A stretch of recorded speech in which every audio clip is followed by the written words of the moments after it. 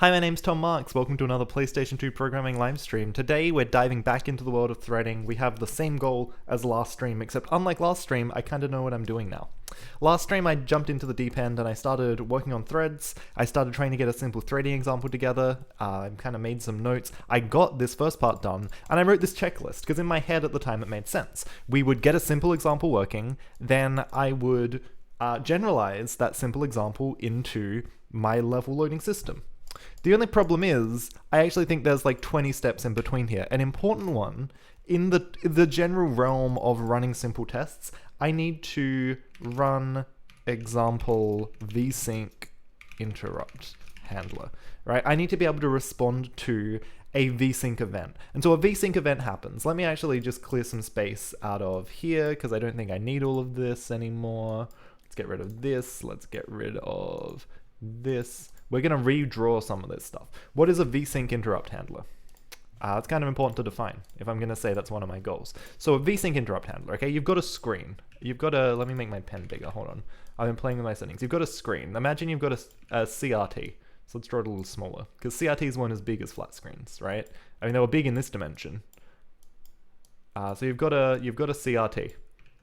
This is disgusting. I apologize for my art. But you've got a physical screen that as something is going to be drawn onto, right? You know, this is your PlayStation 2 plugged into it, right? There's actually something being drawn to the screen. Now, what happens is, on a CRT, as this is drawn, there's a literal electron beam that gets scanned across, okay? And when it hits the bottom of the screen, it has to go back up to the top of the screen. But more than that, there's also a little bit of space at the bottom and top of the screen where it just kind of like doesn't draw, okay? And that's an area called vblink, I believe. And essentially, we can trigger code to run on the PlayStation 2 when we are in either the start or the end of this region, okay? So either when we've just finished drawing stuff or when we're just about to start drawing stuff. That's kind of important, because if you imagine we've got a system that has multiple threads running in parallel, right? We have an overseer thread. We'll call this OS. No, we won't. We'll call it OV, because OS sounds too much like operating system, and that's not what we're doing.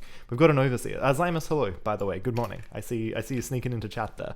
I'll bring chat up on stream in a second, but for now, I'm just going to keep talking and drawing. So we have an overseer thread. And the overseer thread's job is to make sure that the threads in our system continue to work and cooperate. That one thread perhaps does not hog all of our resources, and that the threads continue to be scheduled appropriately. So our overseer thread manages let's call it a game thread G, and a task thread T. Now, if I want to be really, really clever, I might have a third thread for rendering and kind of separate game logic and rendering. But for now, these two things are going to be fused together, and it's just one thread, right? Just one thread. So, man, that's a choice diagram. So this runs in a loop forever, and this runs in a loop forever, and does things like loading assets.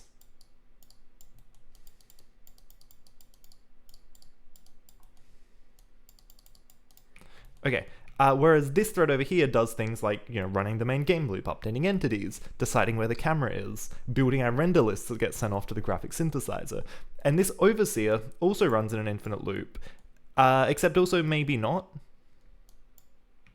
Our overseer might actually only run once every vsync, right? Or every vblink. So on vblink, we want this overseer to run and just make sure that if something else is running, maybe it kind of like mixes up, reschedules the next, reevaluates the thread priority, I guess is what I'm trying to say. Because there is a syscall for that, where we kind of say, hey, within the current running things that are ready, maybe just go to the next thing that's ready. The current thing has had enough time. Maybe vblink is a good time to try doing that. Maybe it's not a good time to try doing that. Maybe we want it to be much more often than vblink, but for now, vblink seems like a good time to just make sure. And vblink is actually probably also a good time to wake up this thread, right?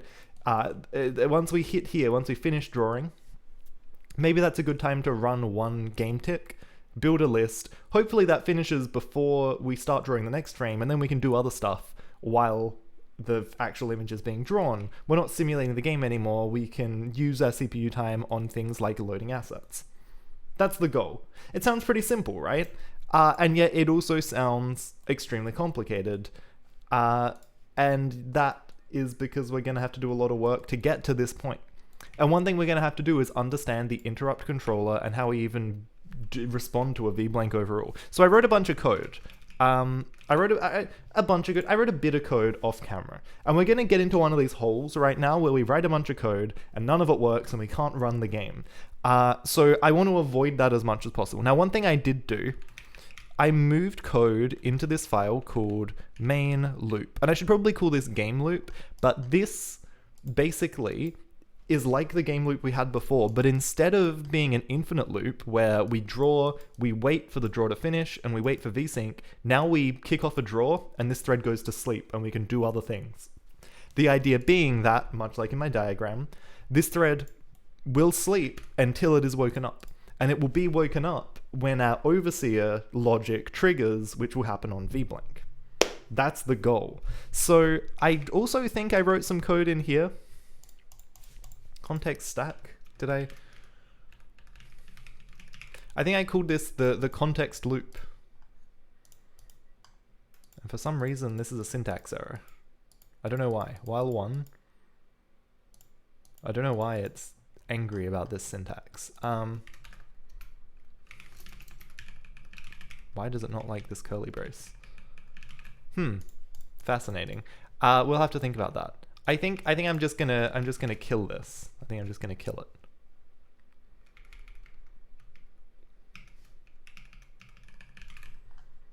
I must have something else in this function that's causing that to freak out. So I wrote some extra code. Okay, I wrote a function called restore loop on VBlank, and this is what we want to install in our interrupt handler for a VBlank interrupt. Run this function, right? What this function does is wake up the main event loop thread ID, which is something we're going to have to define as some kind of static main event loop thread ID. We'll make it a static because I think that makes more sense. I think that makes a lot more sense. And then we call this exit handler. I don't know if this is required, but we're going to put it here anyway. It seems like it can't hurt. And then when we run this, it's probably going to segfault because that's what happened last stream. I worked out, by the way, I haven't really talked about it yet, but I worked out in my example, thanks to the wonderful example provided by Zymus, chat zone Zymus. Shoutouts to Zymus. If I try to wake up the thread, it doesn't work. But if I try to I wake up the thread, it's going to work. And what that means is, I don't understand. Okay, something weird is going on with either my keyboard or NeoVim because I've lost the ability to type. Oh no, hold on. I'm focused on the wrong monitor. Okay, so I was trying to wake up the thread, and that doesn't work. What I need to do was I wake up the thread, and what I wake up the thread does is wake up the thread without rescheduling everything, I believe. And I don't know why that works and the other doesn't. But anyway, I wake up thread. Maybe in a timer you have to do the I, because maybe rescheduling while you're in a timer callback is not appropriate.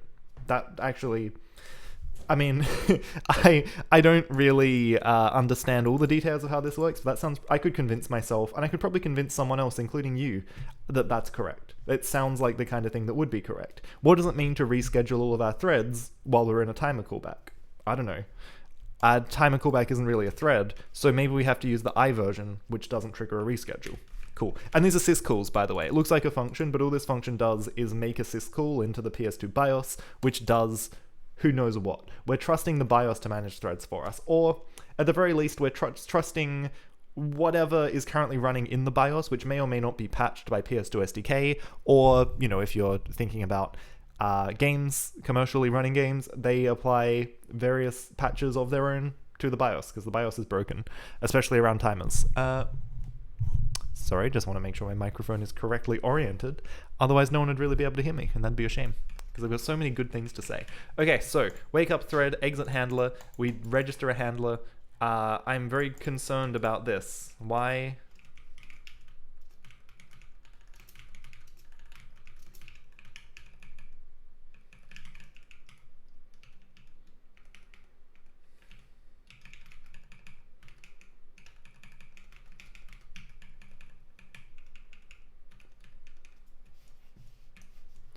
iPrefix versions of functions are ones that are guaranteed to be safe in an interrupt handler. That makes a lot of sense. Is that literally what the I means?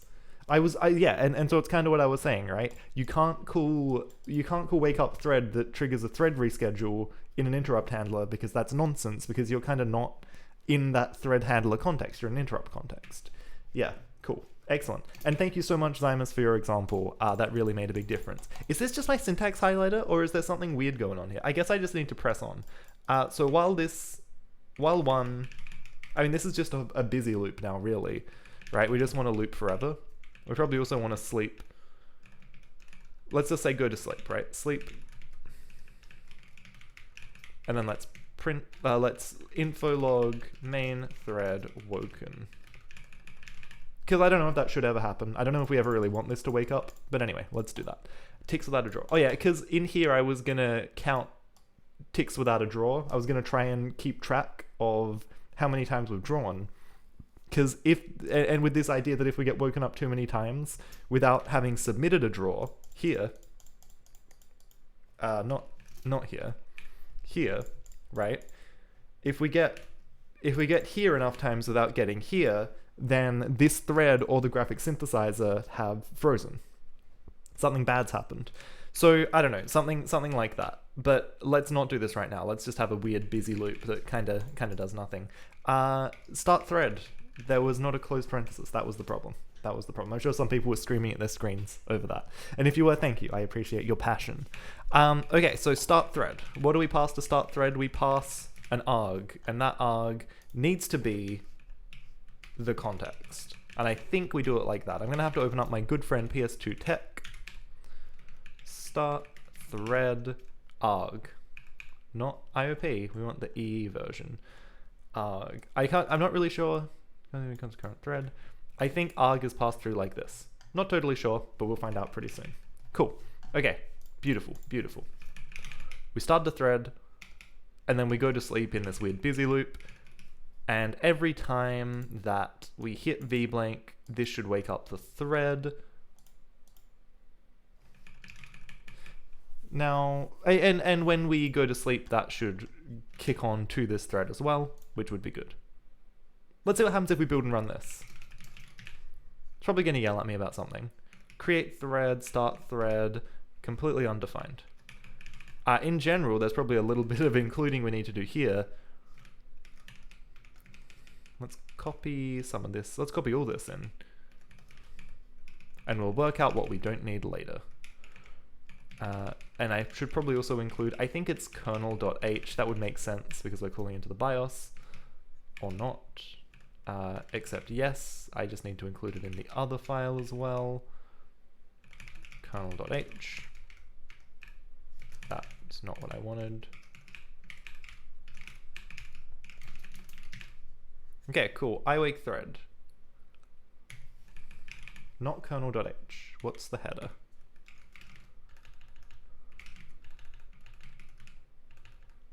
Thread, sorry. Thread.c. Kernel. I swear it's kernel.h. I wake up thread. That makes sense.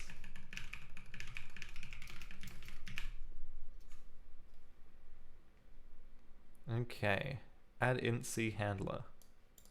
Is this a case where I'm calling a different version of this function? Let's jump in and find out. So we're gonna go into, let's do this in the right terminal.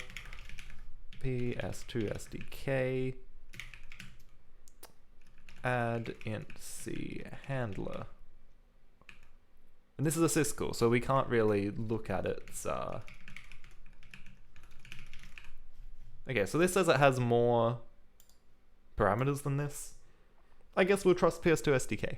Next, arg flag. Oh yeah, because I think this says next to in front of you, place at the back of you. Arg and flag are stored in the handler struct, but don't seem to be used otherwise. So they're just not present because we were just setting them to defaults anyway.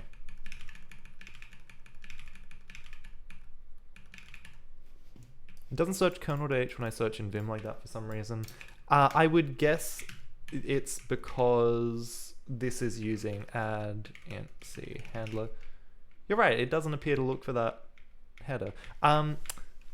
Yeah, it'll be because of how I'm building the... It's based on a ctags file, so it's probably... I'm probably just not running ctags correctly. But, I mean, I don't know. It kind of gives me enough to keep going. What else have we got in my quick fix list? Run ctx loop undeclared. Now, I'm going to do this funny thing.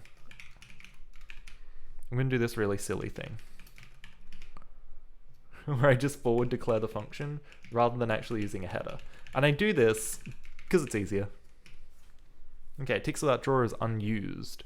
DMA wait fast. Did I not include DMA?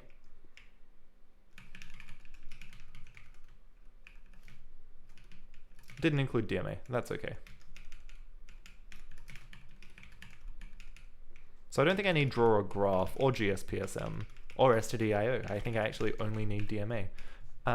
Ticks without draw unused. CTX is a pointer. Yeah. Let's get rid of that. This is a pointer. Let's treat it like a pointer. What else have we got? This is a pointer. Treat it as a pointer. Player undeclared. Yeah, that also makes sense, doesn't it? Now, we can get the player. We have a context API for this.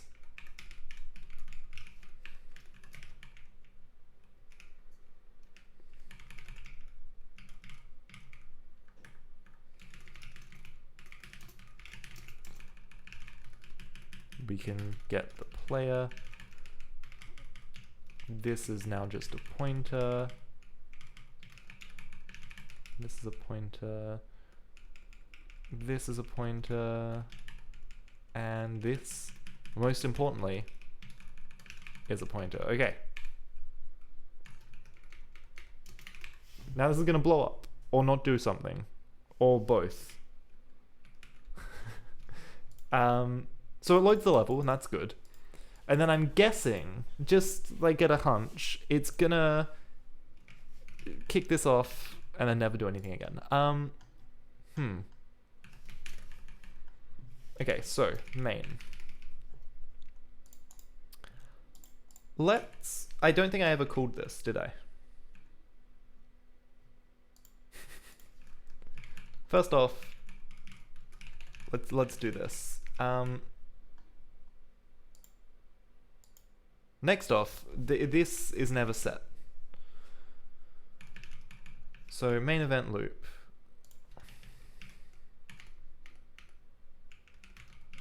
Main event loop thread ID.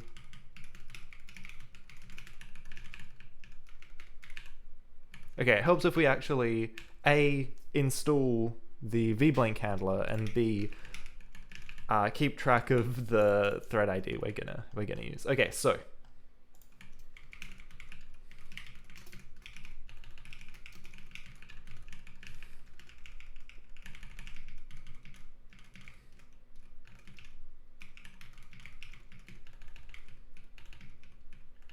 log dbg.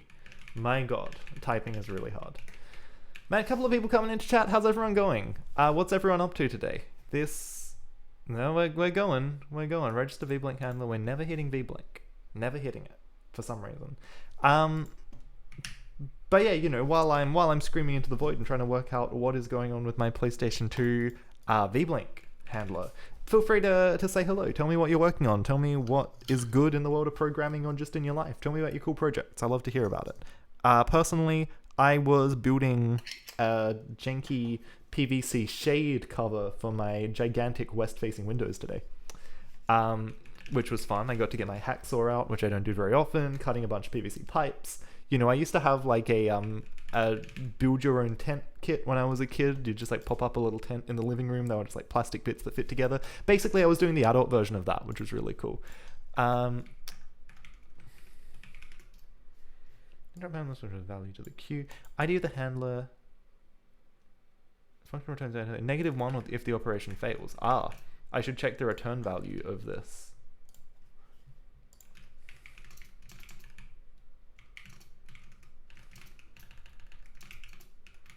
This is valuable, right? It's good to know that you can check return values. Log actually we'll P2G fatal here. This is unrecoverable. Failed to install vblank.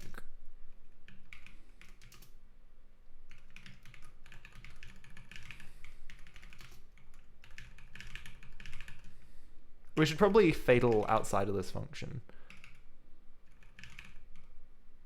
Return blah, blah, blah. Returns the ID of the handler. Otherwise return 0. Okay, so we're just going to forget the ID of the handler. We never uninstall this handler. Register wake on vblank. If register wake on vblank. Playing Space Ninja shooty game. Is that what it's actually called? I'm out of touch. I'm out of the loop with my games. You're at work fixing ASP.NET user flow issues, would rather be in C. I don't think there's many people I've ever heard say they would rather be in C. Dead Robot Dev, thank you so much for following, by the way. I got a bit absorbed in vblank land there. But I do appreciate it, and I appreciate you saying hi. ASP.NET, so web apps, enterprise web apps. Wonderful, wonderful. Warframe game. Oh, right, yeah, of course. That makes more sense. That makes more sense. Still never played it, but that makes more sense. P2G fatal. We can't recover from this. Failed to set up vblank. We'll call it a handler. This calls it a handler, so we'll call it a handler. And then we'll return 1. But we should never, this should no return. We'll return anyway, but it's a no return. Okay, well I would love to see an error. Register vblank handler. It goes through. It goes through fine. There's no dramas here. So that's okay. Cause. Negative operation fails. If the operation fails, int cause corresponds to a bit. If the operation, sorry, full stop. Int cause corresponds to a bit in intc stat and intc mask. Let's see if PS2 SDK has definitions for that. intc vblank s. Okay, it's an enum. I don't know how that works. Enterprise web apps, tech debt, quick fixes to meet tight deadlines that cause spaghetti code later. Incredible. I'm applying for full-time work again at the moment. This is what I'm going to be doing in a couple of weeks, hopefully. In a way, I kind of miss it. There's like a simplicity to dealing with big enterprise bullshit.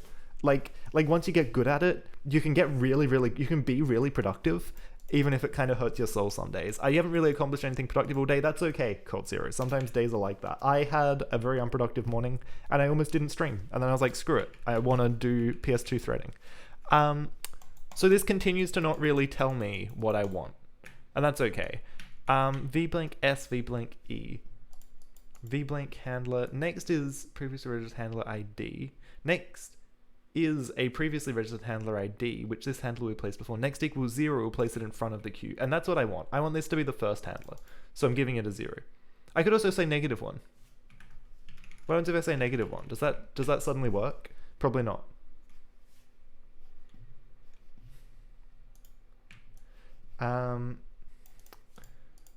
You're being bad at singing for a total of 20 minutes throughout the day, maybe 30. That's how you get good at singing. No one ever got good at singing without being bad at singing for at least 20 minutes a day, maybe 30, maybe more. You gotta do a lot of singing to get good at singing. I know because I did singing lessons for about a year over the last, 12 months. Quit now, but did it for a while.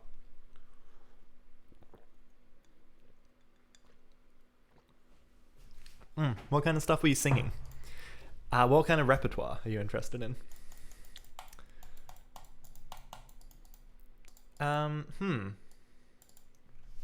So do I need to enable the indicated bit? Do I need to enable the interrupt at all? Is the interrupt just not enabled? That's a good question. Enable intc. That'd be it. This will be it. Enable intc. Let's do it. So let's when we do this, we'll say enable intc 2. And this probably returns something, I guess, the result. And this probably returns true if it was set to 0, false if it was set to 1. Okay, so we don't care. This is going to set it, and we don't care what it returns because it's going to be set now. So something's going to happen this time. NC2, handler does not exist. Progress. Okay, what if we set that after we enable NC? That's very, whoa, wrong screen. Okay, that did something else. Hold on, I saw TLB misses, which is my favorite thing to see here.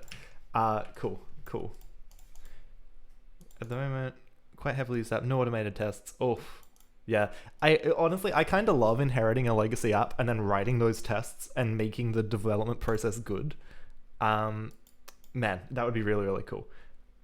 Some Adele songs, yeah, excellent. Fun repertoire to sing, very powerful stuff. Have I got a job lined up? I'm in the looking phase. The looking phase, I was really confident. I was like, I'm going to take this time off, I'm going to do some other stuff. And when I come back, there'll be like a million jobs lined up for me. Turns out, I'm looking into a really, really bad job market. Probably the worst job market I've ever seen. Printf and the interrupt handler might not be safe. Thank you, Zymus. That is good advice. And that actually makes a lot of sense if I think about how interrupt handlers work. Oh my gosh. I didn't expect that to work. I didn't expect that to run.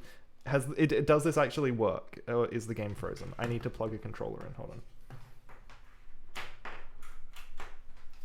The game appears to be frozen because I don't have it. Oh my gosh, it works. No way. No way. I can't believe that. That feels too easy. Wow. So this is the basis of our multi-threading, right?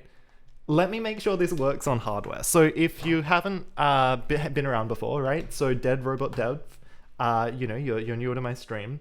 I have an actual PlayStation... That's a bit underwhelming. I have an actual PlayStation 2 plugged in. So we can hardware verify this right now.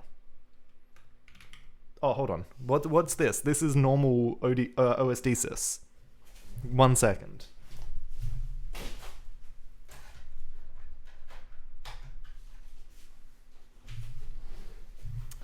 There we go.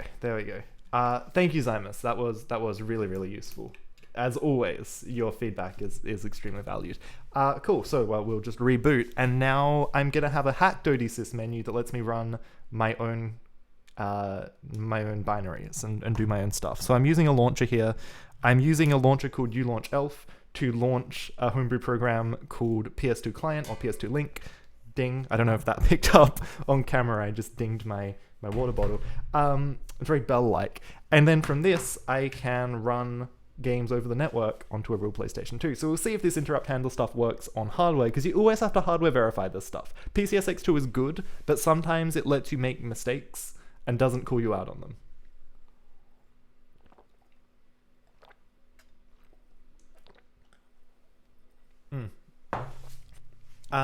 Okay, we are still loading, and we're in.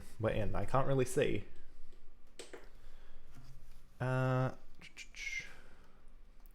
And that feels good. So this is the load screen that I'm trying to fix at the moment. I'm hoping that by multi-threading, this load right here is gonna go away. We got a little bit zippy there, didn't we? I don't know if you could see that, but I kind of zipped around the screen coming out of this loading screen. So let's see if that happens again when I hit this one.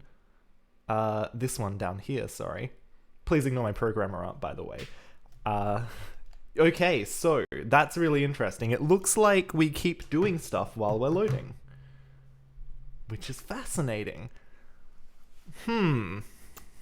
That's really interesting. So that might actually just get fixed when I have a better threading strategy, but that shouldn't really be happening. And one of the reasons that happened and it didn't before is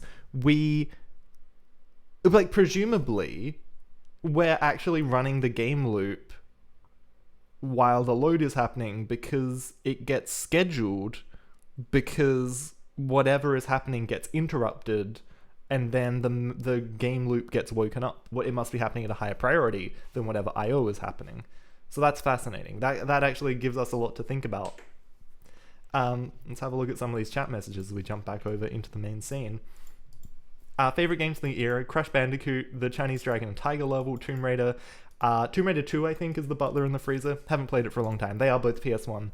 My favorite PS1 game is Oddworld Abe's Odyssey, because it's just a treasure. It's very unique. It's the game that kind of made me love video games originally. Increments of wake up count. You stack them up. Okay. That's also good. I've got to think about that then. So yeah, this is where waking up, and I kind of drew this, right? This is where waking up some kind of overseer instead of the main game thread would come in handy. Or I do delta time properly, but I don't know if that's very good. But yeah, you're decent at Damon's bits and some Gorilla songs. That's good fun too. Very different to Adele. Two very different styles, but I like your ambition. I like that. But yeah, favorite PS1 game, Old World Apes Odyssey, hands down. That's like number one. Crash Bandicoot 2 is up there as well. I think Crash Bandicoot 2 has the best and most consistent level design of the Crash Bandicoot trilogy. I've never played Spyro. It's on my list, but I've never played it. There's got to be other PS1 stuff if I think more about it. I never had a PS1, so I would only ever play it at my cousin's house, so like Crash Bash was always good. I'm also a Croc fan. I'm an unironic Croc enjoyer. It's a weird, charming game, even if it's not a great 3D platformer. But in the PS2 era, it's, you know, like Jak and Daxter, the Precursor Legacy, Ratchet and Clank, like the big 3D platformers. Probably my favorite PS2 games. It's probably like Sly 2 is the best of the kind of classic 3D platformers. Okami is an absolute delight, a bit of a later game with a bit more of an art style. I like a bit more of a defined art style that didn't look like a PS2 game, you know, when they were getting a bit more creative with the hardware. There's so many good games. Kingdom Hearts as well, the original Kingdom Hearts, right? Just such an adventure. It's so good. It's so good. Yeah, there's so many good games. The PlayStation 2 just has so many games in general. It's hard to know what your favorites are. I've got to come back around. I've never finished Shadow of the Colossus, and that game is just such an experience every time I play it. So yeah, I've really got to get back to it. Okay, so every time we wake up the thread, it increments a counter, and then they get stacked up, and they all run at once. That's a fascinating idea. So how do we not do that? I guess one way, it'd be great to go back to doing some kind of wait finish, but to do it... So, hold on. Let's find draw, wait, finish. Let's go to definition. Okay, so this is a busy loop. So what if instead of this busy loop, we could say, check it and then go to sleep, right? That would be good, because then we could wait until the draw has actually finished until we go on to the next frame. And that would allow us to also keep track of how many wake-ups we've had and how much time has elapsed without a draw finishing. And if we go too long without that, that's the kind of thing I was talking about 15-20 minutes ago, where we can hopefully detect if the GS has crashed, and at the very least, or if we've submitted an incomplete draw, and at the very least notify the programmer that something very bad has happened. That would be useful. That would be really useful.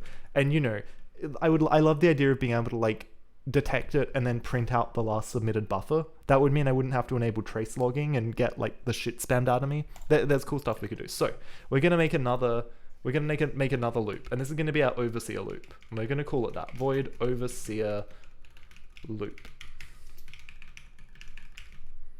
This is gonna... Does this take our game context or not? No, it doesn't. It doesn't. But this cares about, we have our main event loop.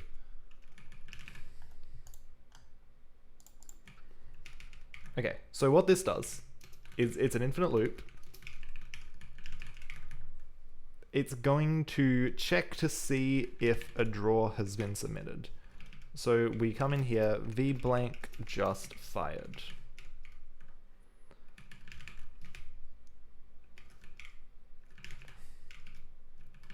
We're gonna look at how this is defined. We're gonna copy this. We're just gonna copy this wholesale. We're gonna put that in our clipboard. Okay. If a draw has not finished,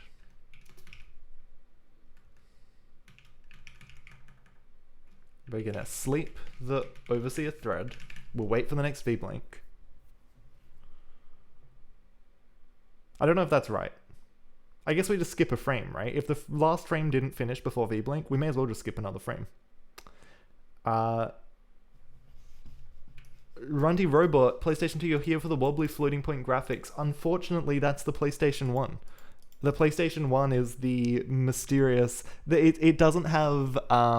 what is it? It doesn't have perspective correct texture mapping, so things look wobbly. And it also has very low precision for its fixed point vertex positions. The PlayStation 1 is wobbly. The PlayStation 2 is less wobbly. The PlayStation 2 is blurry. The PlayStation 2 is fuzzy. The PlayStation 2 has a lot of overdraw effects. But wobbly, unfortunately, was the previous generation. It's a really cool aesthetic. The PlayStation 1 aesthetic gets copied more.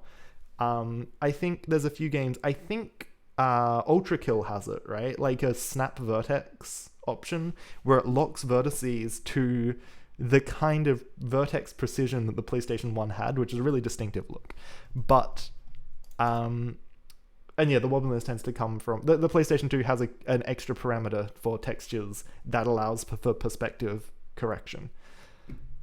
Unfortunately for us all.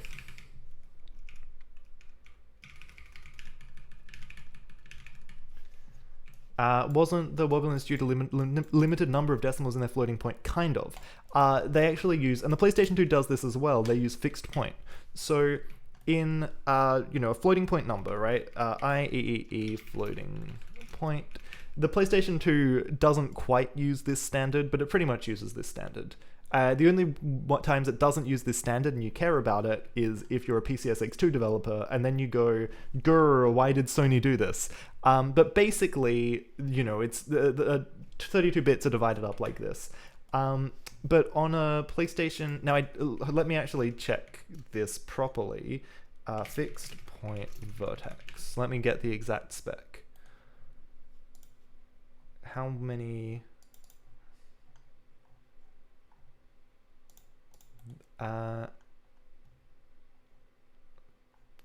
what precision did the original PlayStation use? There it is.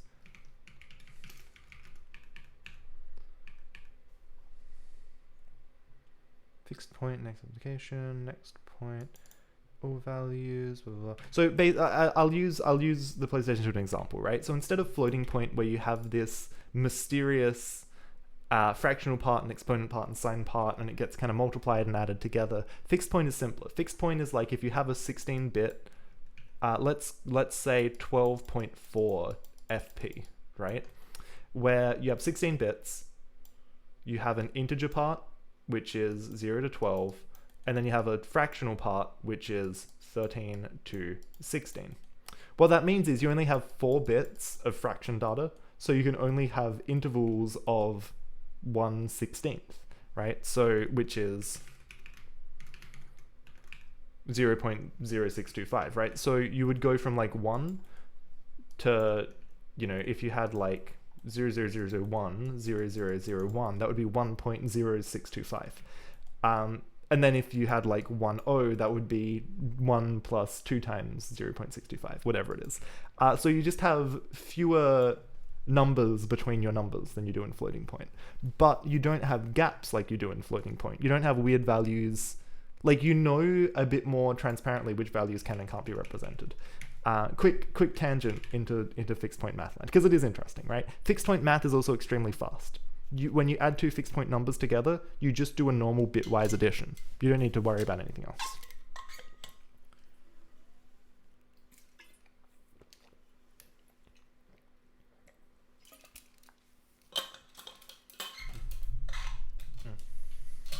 But when people talk about wobbliness on the PlayStation 1, they really are referring usually to the lack of perspective correct texture mapping. That's the thing that makes the textures wobble.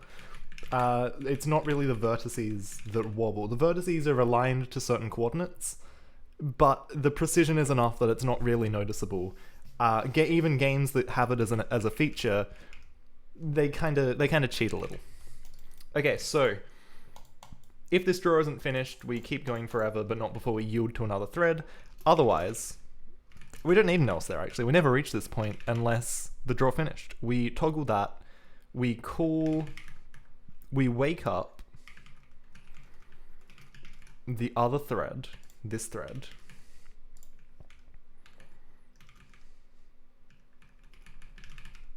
and then we're going to do something else. We're going to do something else as well. What's this other thing we're going to do? We're going to count, right? We're going to count. We're going to say static int. Actually, let's put it here. Let's say int v blank without draw equals 0. Once we get here, we'll say v blank without draw plus equals 1. Runty Robot, thank you so much for the follow. Welcome to the PlayStation 2 developer journey. Hopefully that was an adequately detailed answer to your question. I hope I didn't rain on your parade. I hope you weren't excited about wobbly graphics and that was the only reason you were here, and hopefully following means it wasn't. But yeah, feel free to ask questions about PlayStation 2 and even I can answer PlayStation 1 questions, but I don't know as much about it, so I will duck out and defer to the experts when I don't know. V blank without draw. So basically we're counting how many v blanks without draws we have. Let's come in here. Let's say if v blank without draw is greater than, if we've gone for 2 seconds ish without drawing anything, that's probably a sign that we've died.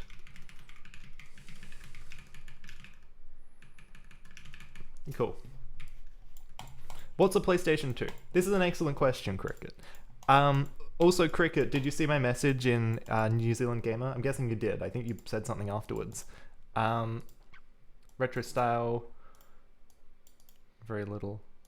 Sleep thread. Yes. Good point, Prof Elements. I sleep thread.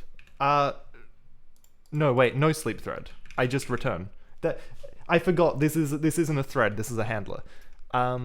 So we do else. We do else. This doesn't run. This, in fact, does not run forever, and this, in fact, is a static. I did 2 things at once.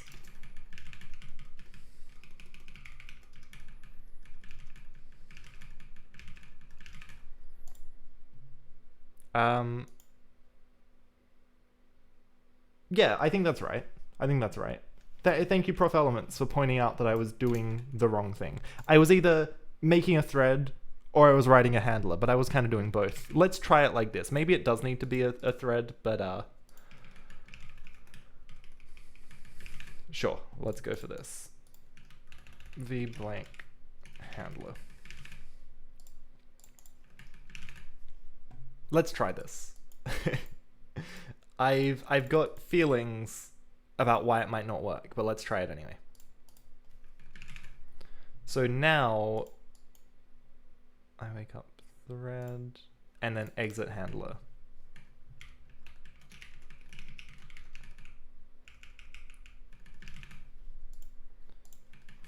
Always got to exit the handler. Okay, cool.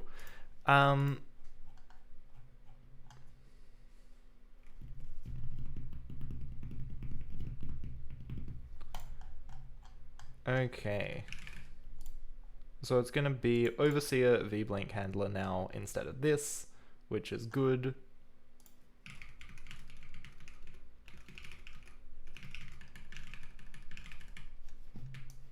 Yeah, you saw that phrase. You never played any games or saw any of his content? Okay, yeah, wow. Yeah, damn.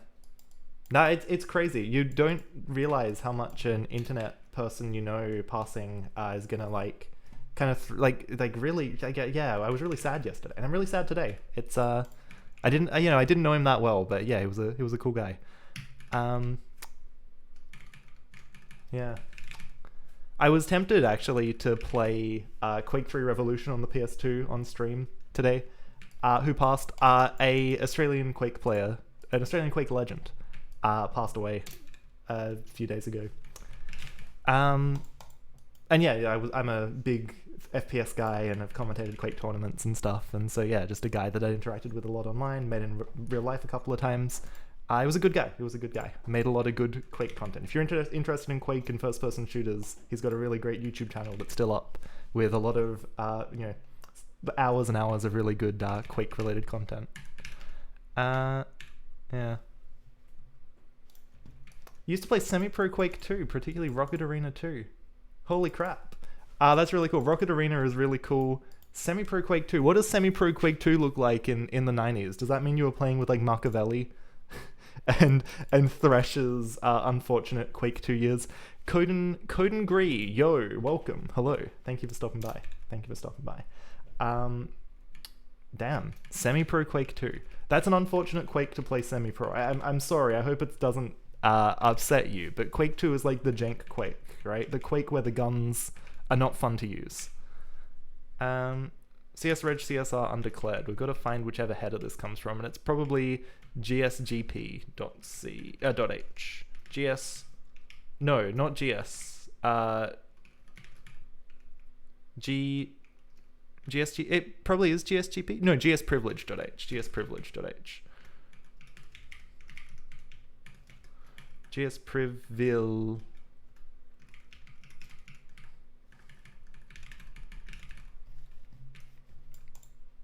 Yeah, not a lot of money in it. That's true. I mean, there's not a lot of money in Quake today. People still play it, but it's for, you know, the honor and the glory rather than money. Code and Gree, welcome. Thank you very much for following. I appreciate it a lot. And for everyone following, I've got a couple of new followers today. When I hit 1,000 followers, I am going to do a music stream. And just, you know, play some flute and do some singing, maybe a bit of saxophone. We'll see. You know, piano and singing, and maybe guitar if my guitar playing's better by then. Yeah, we'll do some stuff. Run.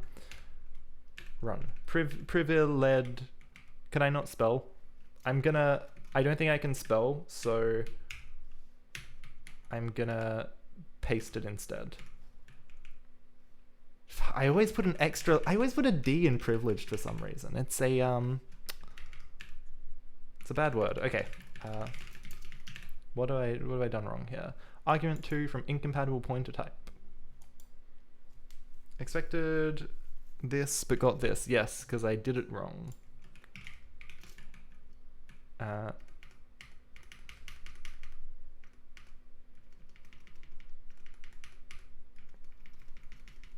on, where am I? Register awake on vblank. It just needs to return an int. Does it? No, wait, hold on. Where's restore event? Int. It needs to take an int. We'll call it U. Okay, so we're running again. And now, what we'll probably see is something unexpected breaks, but it looks like it's kind of working, and that's good. We only saw the bad behavior when we ran on PS2. So we'll see now if running on PS2 has resolved the problems. Carlos Guilherme? Guilherme? Am I saying that right? I apologize for butchering your name, but Carlos, thank you very much for following.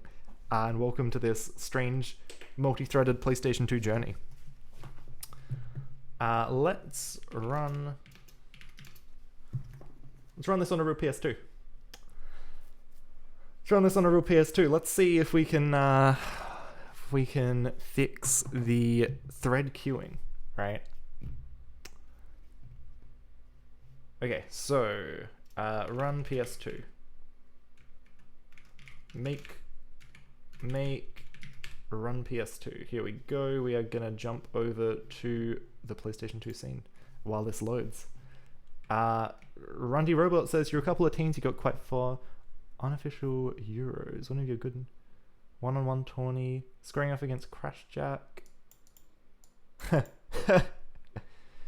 Brazilian, you have a different name. As in like difficult for someone not from Brazil to pronounce. Cause yeah, you know what? Oh, okay. There's the reason we hardware verify. That's what we do. Now that didn't trigger an interrupt. That just ceased to function. It didn't trigger an exception. Sorry, it just ceased to function because PS2 Link has an exception handler. If there was an exception just then, we'd see it on the screen right now. That is something else. I don't know what that is, but it's not good. Can I reset out of this?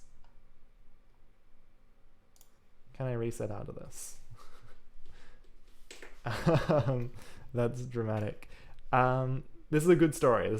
This is one of my favorite things, right? Because Quake's a really hard game. I've played a lot of Quake. I love talking about Quake. And Quake's a hard game. Quake's a very brutal game. You know, you get your ass handed to you for a really long time before you get good at Quake. And one of the most satisfying things in the game is when you beat someone who thinks they're better than you, and they get kind of sad about it because they get a bit of an ego check, so I really appreciate that story. Thank you. But yeah, it was a different world back then. Everyone kind of played everything, and it looks like that did not actually reset the PS2. I'm probably gonna have to do that manually. Okay, so also Carlos, it's okay if you don't understand. I talk very fast. I have an Australian accent. People, like even people who do English, like one of my friends moved over here from Italy. That's not what I meant to do. He moved over here from Italy, and he struggled to understand people when he first got here.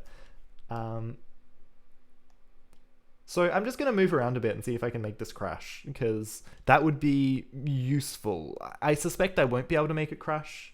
I suspect that's a hardware unique thing, which makes it much, much harder to debug. Yeah, cool. Okay, so why might that crash on hardware? This is one of the problems with PCSX2. PCSX2 is very good, and it smooths over some of the quirks of the PlayStation 2 in the interest of better compatibility and just, what is actually possible to program. It's almost impossible to capture all of the quirks of the PlayStation 2 and still run in, reasonable amounts of time. However, it is BIOS code, potentially, so maybe it should be mostly the same. Am I actually running a PS2 dev kit? No. You didn't have stream back then, you watched demos. I have a huge demos folder. I love demos. Demos are great. Sometimes when I go on BRBs, I play Quake demos. Am I running on a PS2 dev kit? No, I've got a stock PS2 Slim with a hacked memory card in it that lets me run my own software. Someone was going to send me a PS2 test unit. The ultimate goal is to get a PS2 tool, right? But they're extremely fragile, so if you buy one online, the odds of it arriving intact are very low. And also, they cost this much money. PS2...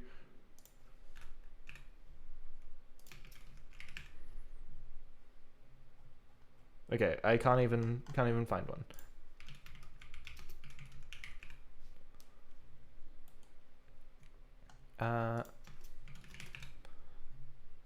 There we go.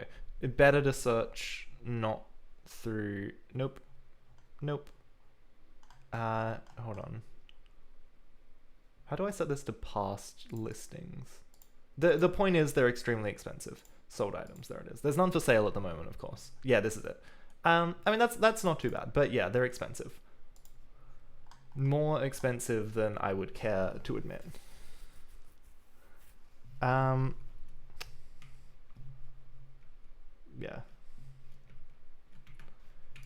In your experience, 90% of the time you have a weird thing happening on console, doesn't happen on PC, it's something thread related. Yeah, threads are hard to emulate accurately. Never looked at developing. Yeah, so the PlayStation 2 is really good. Is it fast to load on the PlayStation 2? Okay, let me pull up my PlayStation 2 and show you from a clean boot. So this is just started up.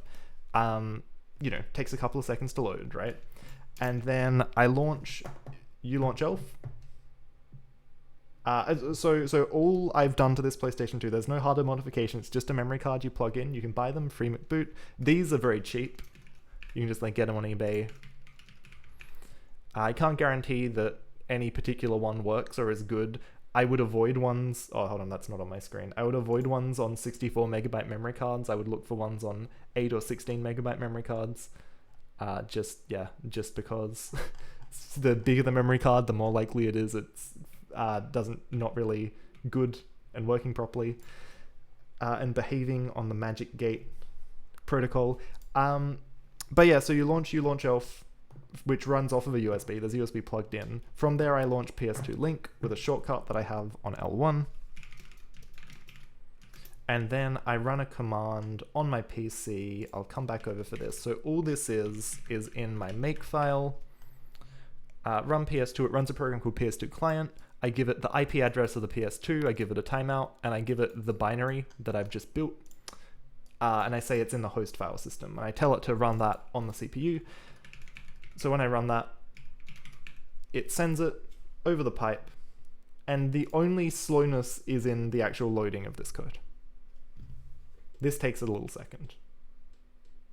Okay, so this time I have console output that I couldn't see last time. You can set FMCB to auto start something on boot as well. That is also correct, Zymus. And for what I'm doing here, I probably should configure this memory card to just launch ulaunch-elf. But I run ulaunch-elf from a USB, not the memory card. I should copy it onto the memory card and then run it on boot. That would be a better idea. Okay, so I can jump around in here and this is okay. It's as soon as I hit this load zone that things are going to get funky. Okay, so are we ready? Are we ready for this to crash again? It was a very interesting crash. Okay, so it's loading and then it goes black. And that's it, it just dies. So what I need to do is enable trace debugging, trace logging. That was funny. I think my stream cut out for a second. I hit my spacebar, and I had the wrong window focused, and it had the stop streaming button focused. So that just died. Excellent. Streaming on a PS2 is hard work. Yeah, man, so hard that my computer gave up. Okay, we're gonna rerun this with trace logging enabled. That's what we gotta do. Where are we? Log level. I wish I could do this as a command line argument. That's the one thing I don't have with this setup for running software. No command line arguments. Which means I have to recompile log level changes into the actual binary. Okay. Wow, that really did reset my session, didn't it? That was just long enough. Usually if you like hit start streaming again, if the interruption is slow enough, it doesn't boot everything out. You can send args? I'm not sure. I've never gotten it working. I know it's possible in theory, but also I don't think you can send them to PCSX2 when you're running PCSX2, right? I'm pretty sure. Oh, I just lost my uptime and my view account. I now have 0 viewers. No, there we go. Okay, we're back. We are so back. So yeah, so when I say I can't send args, I am, I guess, talking from my point of view rather than, reaches end of function. Okay, there were some warnings there that we should maybe look at, but we're running on PS2. We're running on the PS2. Okay.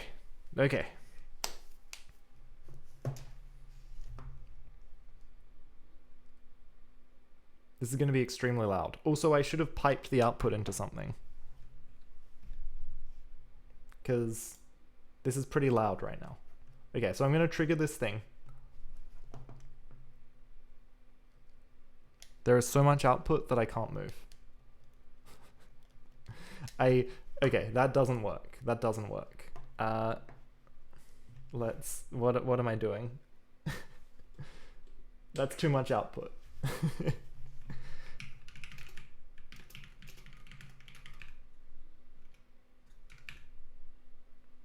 Okay, perfect. I think we reset. Maybe? No, I don't need to do that to check. I can just check over here. Yeah, okay, we reset. We reset successfully. Good. Okay. So we currently print all of our buffers, and that's really slow. And I don't think I can change that without recompiling the underlying library, which kind of sucks. That was so much code. That was so much logging. I literally could not move. So, I'm going to change some of these traces to debug logs and just rerun, and we'll accept that. Also, maybe this flip shouldn't be here anymore. Maybe this flip should be part of our overseer, because our overseer knows. But also maybe we shouldn't. Wait, what does this flip do? What does GS flip do? Hold on. Now I need to go another layer in. So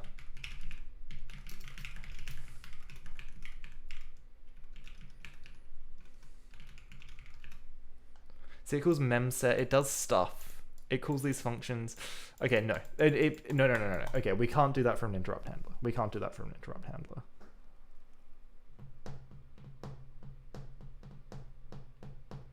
Yeah, I think that's okay. Basically, this is like having this be the first thing we do, except it isn't. Maybe I should get rid of this wait. This wait feels like it could be problematic. We've hit the throw a couple of darts at the wall point of the stream. Also, if our draw finishes like 1 nanosecond after V-blink starts? Is this V-blink start or V-blink end? Threading is doing as threading does, giving everyone headaches. This could not be more true. This could not be more true. What happens if I run this now with that weight removed? Does that break everything? Oh, well. So, like, I can't move while I'm trace logging anymore. Oh, no, there we go. It's just this slow. That's no good. That's no good.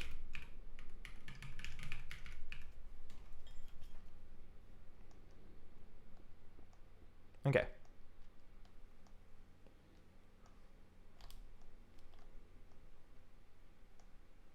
So, you know, we get some reasonable output there. That's okay. Let's run this on the PS2 now and look at this and save this. Save this output. Okay, let's do this. Let's do this.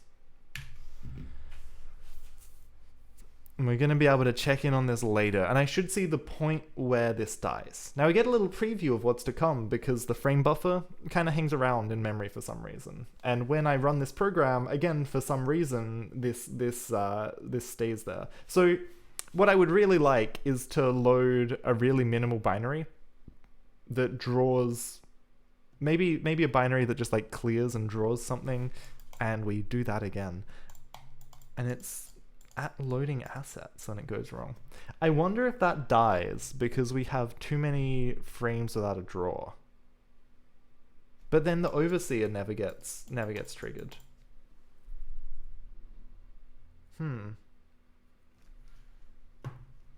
Oh wait, we could hold on. Whoa. I think I've realized something else I'm doing silly. In the context of functions that you shouldn't call during a thing, we're logging again, right? This doesn't get hit on PCSX2 because we don't spend this long loading. But on hardware, we do spend this long loading, so we trigger this code, so we die. So what we probably want... Can we have a low priority thread whose only job is to kill the system? Or maybe we wake up... Hold on. Main. Let's call it main cleanup thread ID. Okay, so up here we'll say, before we do this, we'll say main cleanup thread ID is get thread ID. I think it's called that, maybe. Get thread ID. Right, so what's the current thread ID? We'll remember that. And now, if this thread ever wakes up, we'll say p2g fatal should main loop dead. That's how we're gonna do it, right? So instead of this, if we've gone too many frames, we'll say I wake up thread main cleanup thread ID. That's what we're gonna do.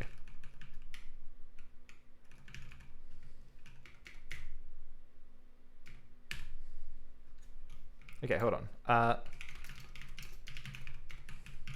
We get a couple of warnings. Restore loop, that is fine. 54 never returns. I guess we return 0. I don't really know. This can be static too. That's good. Okay, I think that's fine. Let's check in on our PS2. Did I reset? I've got to reset everything. Whoa. All right.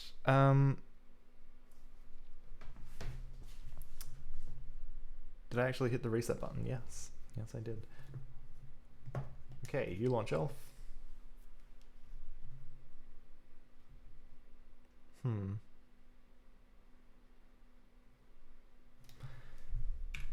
Let's see if we actually get the correct death message now.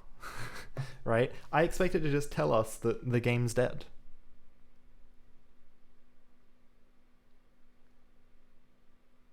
Because we have this big blocking load in our main loop. Once we move that out of our main loop, hopefully the game stops dying. Right? And it's interesting, right? Because it seems to know that it can defer the thread. Okay, here we go. Yep. Perfect. That's exactly what I wanted to see. Okay. Where are we? T-focus. Main loop dead. So it spent too long loading. We accumulated too many V-blanks, and we decided that the main loop is no longer running. Now, ideally, we would do something else. Like we would say, hey, maybe this is actually fine. And maybe I'm just going to raise this number to like, let's make it a define. Let's say if and def v-blank timeout max will define v-blank timeout max as 9,999,999 v-blank timeout max. Cool. Okay, so let's try this on the PS2 again. Now that I know what's going on.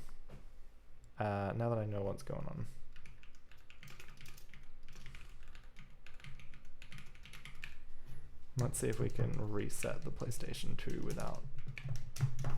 Okay, I've got to press the button again.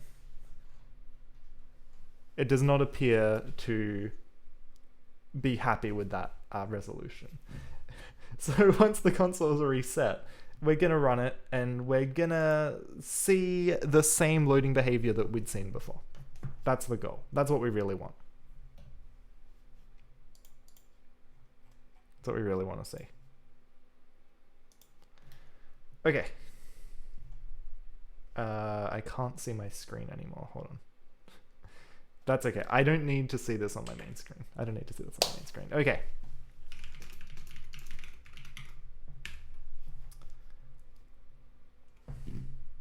Here we go. Let's see if that loading zone causes this same timeout now. At least we're catching it. At least I realized that it was this same print again. So you need smart error handling strategies. You basically need to spin up an error thread to deal with something going bad. Now, good news is, we don't, like, we can't, there's certain kinds of contention we can't have because the PlayStation, oh, okay, that works. That works beautifully. So, I mean, we're kind of onto something good here, aren't we? And also, I think the reset is going to work a lot more consistently, hopefully. Maybe. Maybe not. This reset does not appear to work. This reset just hangs. I can't I've got to hard reset the console now. Okay. So I've got to work out how to yield to the PS2 client thread, because apparently I'm not doing that correctly anymore. But that's good. Printf is death. Hold on. Where am I? What scene am I looking for? This one. I swapped my monitor over, not OBS. Printf is death. Yeah, I've got to... There's only certain things you're allowed to do in an interrupt handler. I've got to burn them into my brain. It's happening. Okay, it's happening. So, let's commit some of this. Let's add main loop.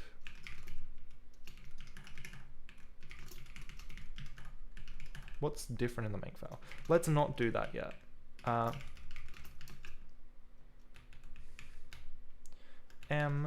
We'll say run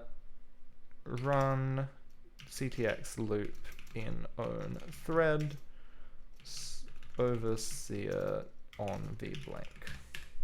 Beautiful. That was weirdly simple. I mean, it was complicated, and it took me like, I don't know, 2.5 hours of streaming to work out threading enough to do the thing I was doing before just with threads. But I think that's still progress, and the solution actually wasn't that hard.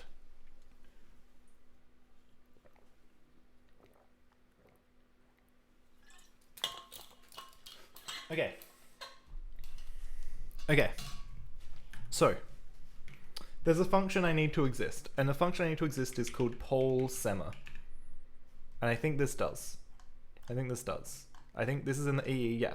So, there's a few things we can do with semaphores. We can wait on a semaphore. We can wait on the semaphore, or we can just poll the semaphore, right? We can poll it, and like we can just check it. I think poll is like the non-blocking one. Cool. Yeah, and then there's the signal as well. Okay, cool. So we need some semaphores. We need some semaphores to allow our threading to work. And I think for now, I'm gonna try adding semaphores to the level context before I set up a task system. I'm gonna ensure that our locking strategy works when we only have one user. Because if it causes a deadlock when we only have one user, that's a pretty good sign that we've done something stupid, right? And one cool thing about having this handler here, I probably actually want this to not just die if I end up here, right? I probably want some kind of logic that can clean up, that can reinitialize semaphores, trigger some kind of reset, so that we just wipe any deadlock. And maybe that's unsafe, but that might be better than hard crashing, and it might be resolvable. It might not be. Maybe it's like a prompt that says, press X to continue at your own peril. Maybe. Anyway, let's try it. Let's go into context.h, okay? And now I need to know what the type's called. Sema. Create sema. Sema params. This gives us an ID of a semaphore, right? Sema ID. Cool. So we're gonna have an int lock ID. We're gonna use a semaphore as a lock. Let's call it sema lock ID. Each level context is gonna be lockable individually. And that's important because we can't, like, we couldn't have the lock happen at a context level if we're loading data, because then that would lock both levels. But the idea is we have one active level and one level that is being loaded into. So, you know, if like we draw any levels whose semaphores we can obtain, and we lock them while we're drawing them, while we're updating them, then we let go of the lock and we say, hey, you know, task system, go nuts. And it's kind of nice because we know that they're not actually both going to run at the same time, really. They can run asynchronously. Like, we don't know exactly how they're going to be scheduled against each other, but also we kind of do know because it's going to happen apart from the overseer vblink potentially rescheduling things and waking up the main thread. It should be fairly predictable. I think. Or also maybe not. Now, the question is, do we need a semaphore on the overall context as well? The answer is yes, but I'm not going to do it right now. Yes, but we don't quite need it immediately. So in context.c, now when we create all of our levels in our init function, the extra thing we need to say is levels I, sema lock ID is create sema, and we need, oh, this is the IOP version, create sema params. Okay, hold on. Let's go EE kernel include kernel.h.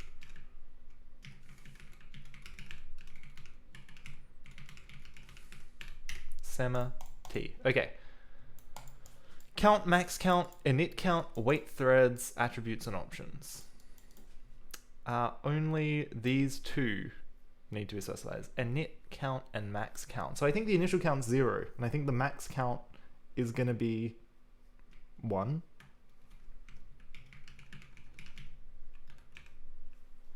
Semaparam.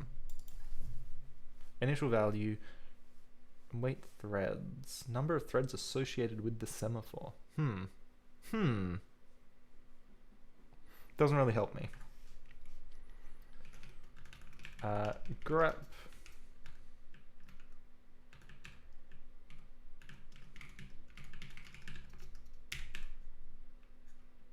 Oh my. Create sema. Okay, let's look at this. Audio serve RPC.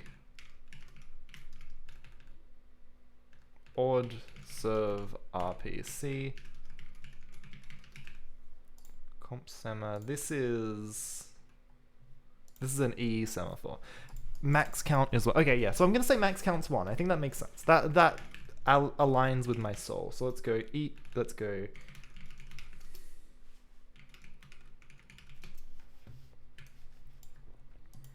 Semaphore init count max 1. Oh yeah, acquire, you wait, and release, you signal. Okay, that makes sense.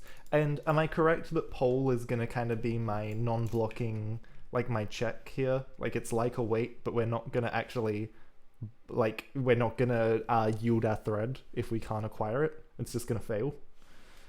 Because that's gonna be important. It's gonna be very important to me. That's the main thing I need. Poll doesn't block. Perfect. That makes sense. That's consistent with how things should be named. And that makes me happy. Because that's not always the case with the PlayStation 2. Sometimes the PlayStation 2 has funky names. But I like it when they're consistent. Okay, semaparams equals init count is 1, max count is 1.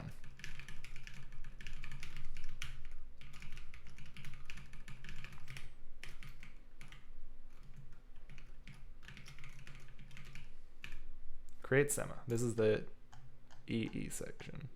Yeah. Okay. Create semma. Returns an ID. So let's say if ctx levels I semma log ID is -1, then log an error level D invalid fail to create semma. Really important to check that. Really, really important to check that. Because if we start running stuff and it dies, it'll be really hard to work out why. If we check all of our return codes properly up front, that just it removes a whole class of weird bullshit errors that we don't want to have to worry about. So, now, oh dear, we're going to have to think about this. Because levels don't do anything with entities yet, we don't need a lock on this. We will at some point need a lock on the overall game context because of this kind of thing, but right now we don't. Free point, this is, so like this is this here, right? The first thing, before we do anything else, we need to see if we can acquire the lock for this semaphore. Poll.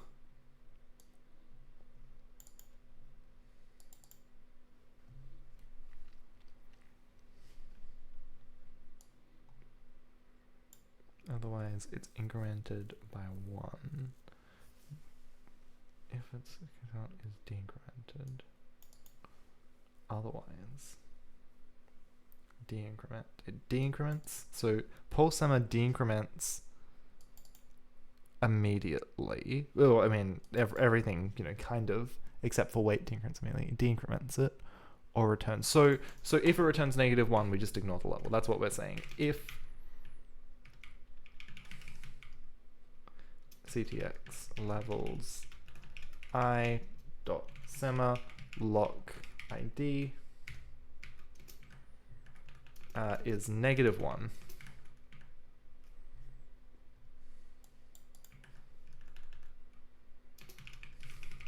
continue. If we reach this point, we now have the lock. We are the only thing modifying this level right now, or you know, locking this level right now. Dinkelman, good day, good morning, welcome. You continue to bring in fantastic emotes. I love it. I'm always excited to see what emotes you bring to the table. We are currently lost in PS2 threading, which is fun. Semma lock ID. Okay, so we have the lock. We have the lock. We can no longer just continue here. We now need to signal the increment. Otherwise, it's incremented by 1. We signal. Does not reschedule threads. I think I want to do this. I think I want to do I signal semma, right? I don't necessarily want to reschedule right now. Maybe I do.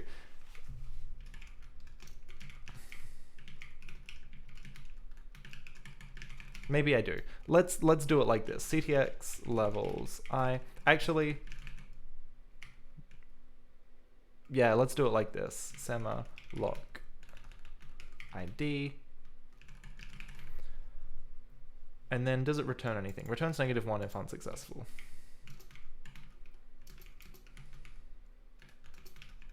What does it mean for this to be unsuccessful? I don't really know.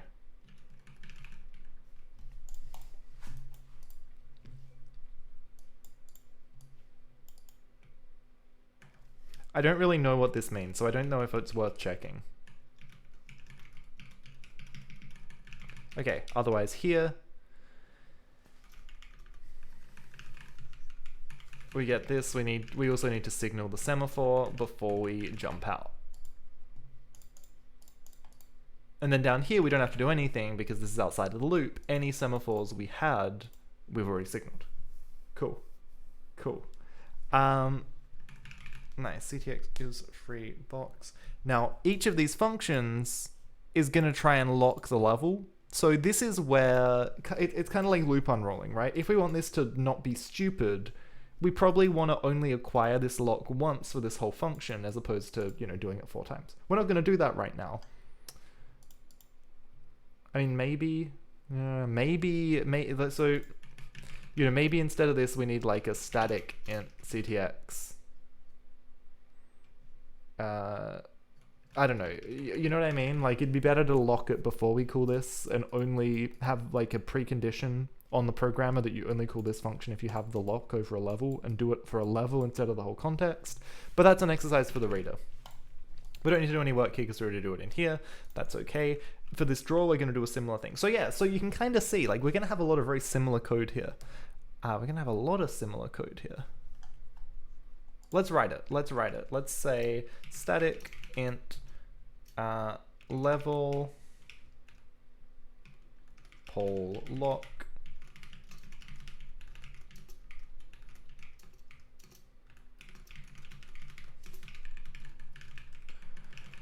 Let's do this. If poll sema CTX levels I sema lock ID.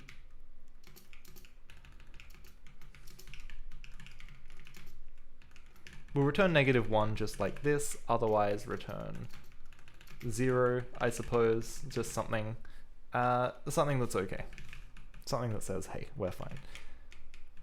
We now have the lock.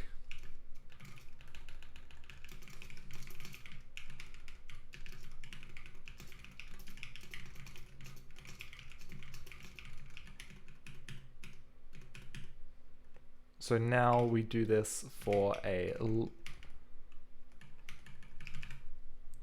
So there's an internal function, right? So we'll say static, we'll also say level signal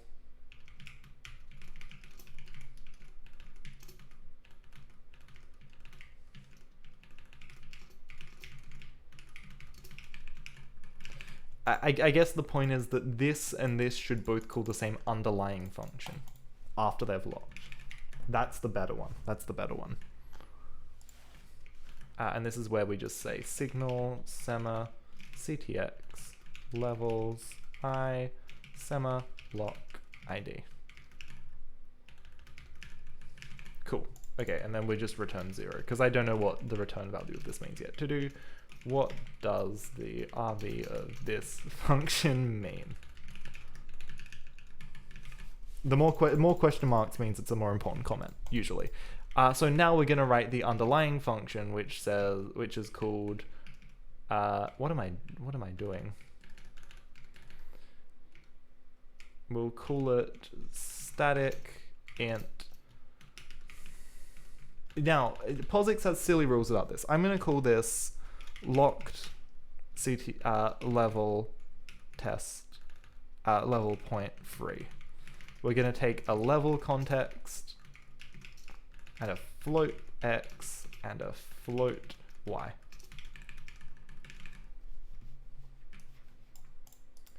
It'll error if it's an invalid semaphore ID. Yeah, okay, so I don't really understand what a failure for that would even look like. Yeah, I'm not going to check it right now.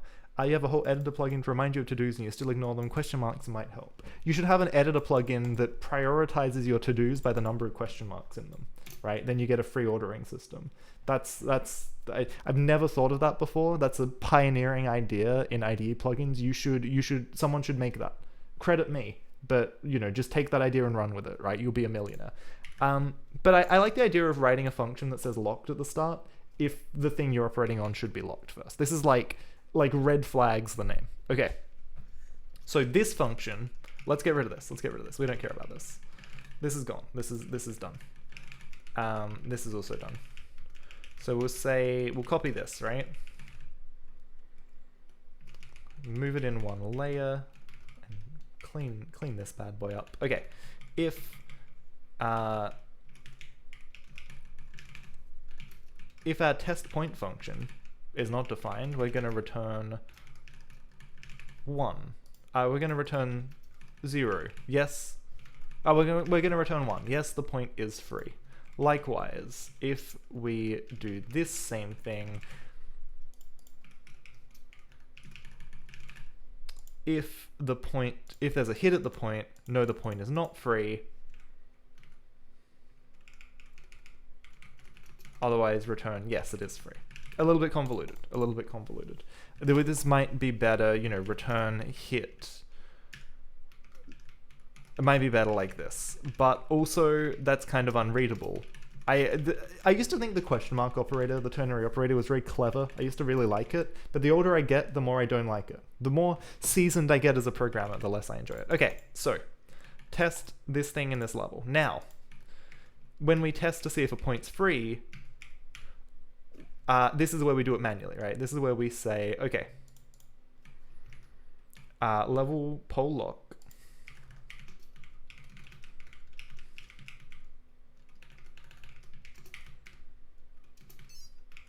Oop, I changed my keyboard mode. Now I can no longer change it back. I have to unplug and replug my keyboard because I accidentally pressed my 2 modifier layer keys and then the letter K. And I don't know what that mode that puts me in, but I need to find the letter J to swap back.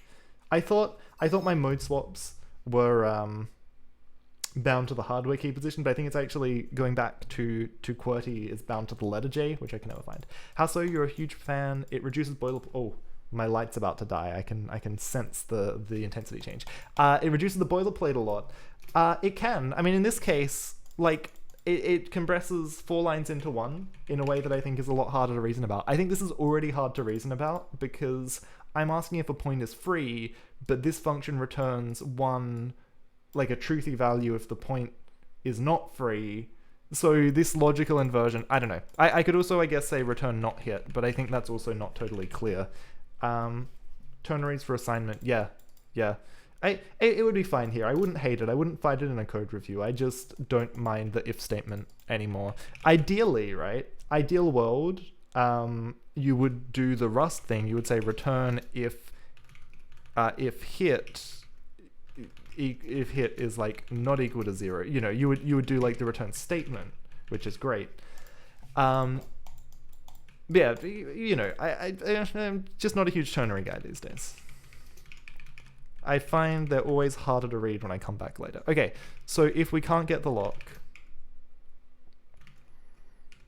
we just keep going. We have the lock, then we say if locked level point free. Now, this is also confusing because we have to invert this again. Actually, you know what, I'm just going to return not hit. I think that makes more sense. That's okay. This shows the logical inversion just fine. Now, so we'll go ctx levels I, we'll get the address of this x, y. So if it's not free, then it's not free, but we need to say level.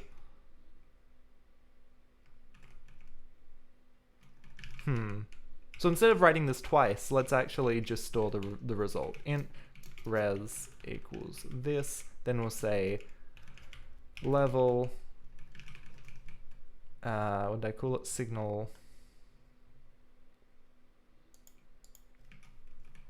pole lock, signal lock, ctxi.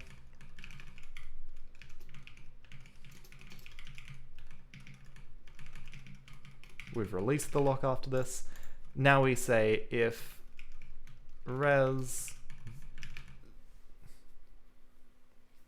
if that point isn't free, then the point is not free. Otherwise we have to check everything else. And then only if all the other things are free do we finally say that this point is free. Okay, there we go. That's how we do that using the lock. Now this is going to be the same thing, except instead of calling is free point, we're going to call this underlying locked level point free, which means we now need a loop here, an explicit loop. Int I equals 0, I less than level max I plus plus. So we're going to do the same kind of thing here. We're going to say continue. Now, if int res equals locked level point free,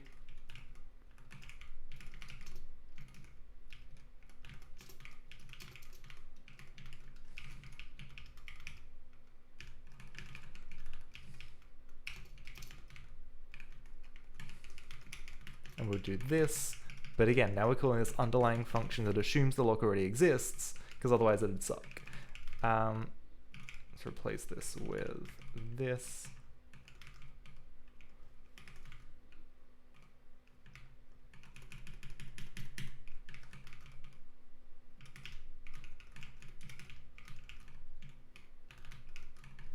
Excellent. Okay, this is good now. This is good now. Now we can release the lock. Level signal lock.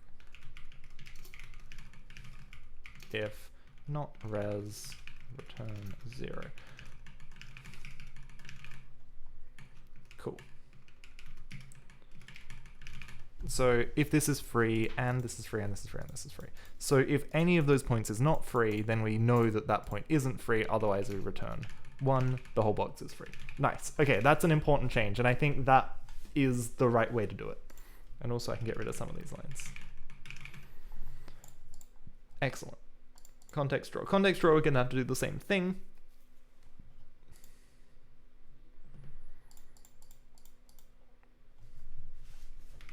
For one thing, we're not actually just drawing tile maps anymore, we're now calling a generic draw function, which could do literally anything. The world is at its fingertips. So first off, we want to check. We want to say if level pole lock 0 is not equal to -1. We'll do this one the other way. Oh, no, we won't. Actually, let's rewrite this as a for loop. For int I equals 0, I less than level max.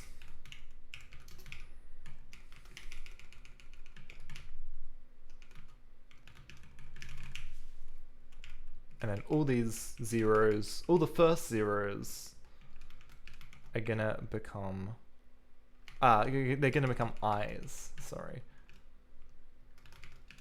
I. This is an I. But this is still a 0 because this is a bounds. Okay. Really important for a level to update its bounds accurately. We trust the level to tell us its own bounds that get checked against the camera. Okay, so levels active. Before we do this, we want to say if level pole lock ctxi. If we can't obtain the lock, just continue. We don't care. We just skip drawing that level. If we're loading something into it, don't wait around for it. Just keep going. Just keep going. That's the crux of how we do this asynchronously, right? And why this won't lock up our main thread anymore if we're loading stuff. We're trying to draw something, fine. Keep powering through. Keep powering through.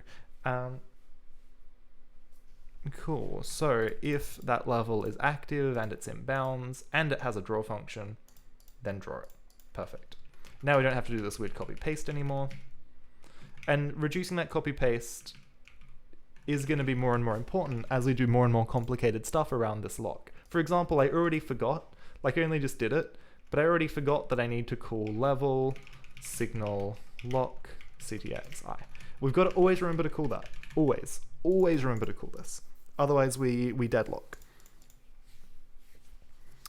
Otherwise the next time we come around and pull the lock, right, it's not going to succeed because we think we're still holding the lock. It's going to be bad. It's going to be really bad. We're going to get starved. Draw entities. Draw entity list, that's fine. We don't need to lock anything around this. We will one day, but not right now. It's also interesting to think, like, do we need to lock the whole context?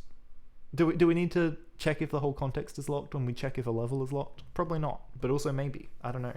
I haven't worked that out yet, and that's why I'm not doing it yet, because I don't quite know what the data dependency is there. If we're pressing select, then we do some logging, and then if that... Oh yeah, I forgot levels can have an update function. So, similarly here, we just say if level poll lock ctxi is not -1,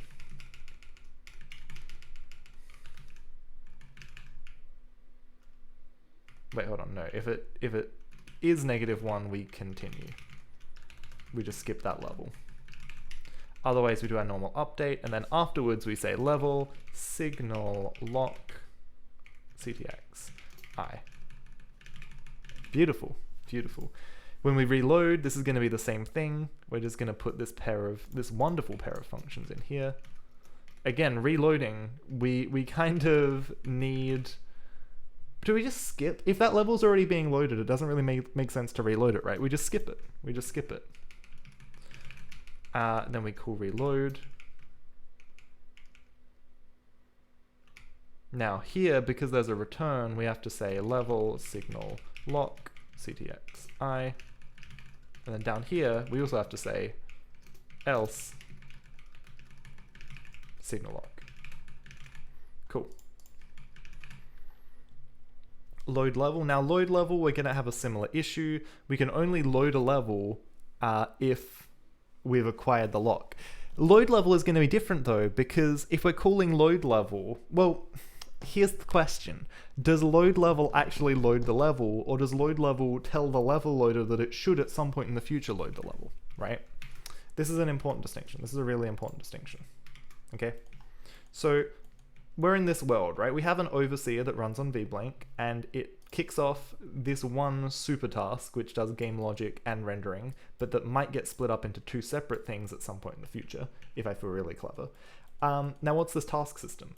So let's imagine what a task will look like. Let's say we have a task T, okay? We want this to be something like load a level, the most basic task, load a level. Sorry, we've got a really high quality chat comment. Oops. Some devs, function name should describe the function. Tom, does load level load the level? It's a good question. It's a good question. It'll load a level. It's just, does it load it right now, or does it do it asynchronously in the future? That's the question. Load a level, right? So load a level does all the current load a level things. It read file headers, setup level ctx, load textures, right? Do stuff. load level in the future, please. Please and thank you. But it does all of this in an interruptible way, and presumably when any of these IO things start to happen, it actually gets interrupted, which would be cool. Please, please. The problem is it needs to also get woken up at some point. Currently, and this is kind of funny, currently, the way I've got this... Okay, well, we should try it, right? We should try it. We should try coding this the naive way, where we have a task runner. Let's do it, let's do it. So let's go source task.h. I need to swap my scene, I'm sorry. Task h. Define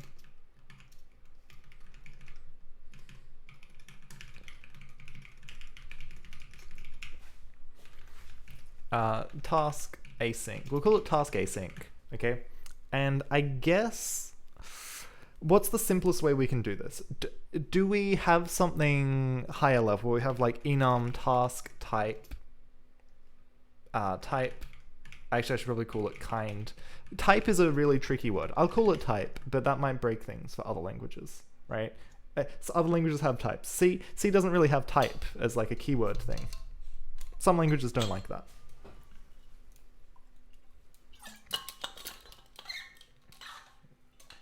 I'm also surprised my light's holding up. It usually, if it starts flickering, that's usually the sign that the next like 10 minutes are the end. But it's just holding out. This is a real trooper. So it has a, what if it has a type and like an arg? That in our case will be like a level name, but could be something else. Like, do we want this, or do we want the other way I can define it, where it's like struct, task, async, void, runner.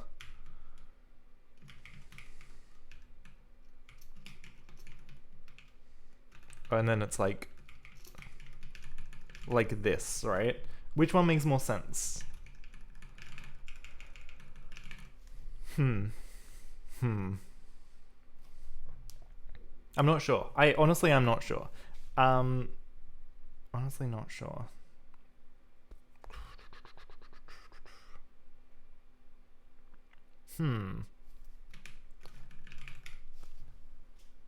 Either way, load level should wait on the level lock and then do everything and then signal the level lock at the end. That's all it needs to do over this. And all it does is it calls free level and then it runs this level init function. So, it's tricky, right? Function pointer or not? I'll go no function pointer for now. I'll make it a bit more prescriptive.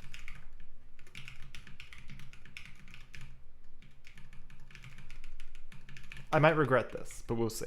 And then we'll have a function submit task. Oh, that's a very spicy name. Define task arg len.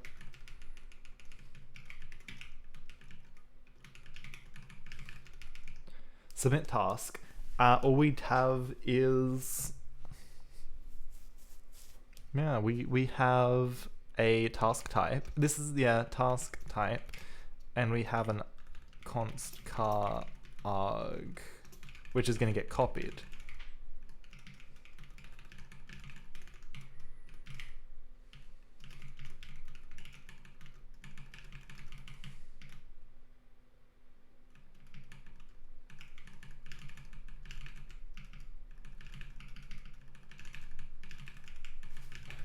And I guess submitting a task is going to be akin to creating a thread.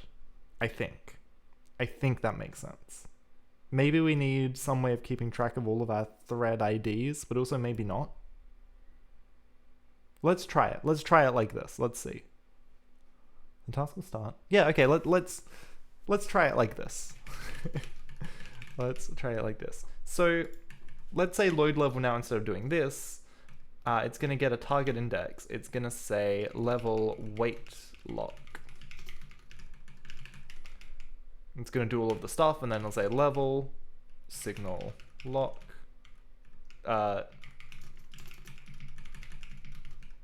CTXI. Except it'll be target index, not I. And then we return RC. Cool. This doesn't require a lock. This does require a lock.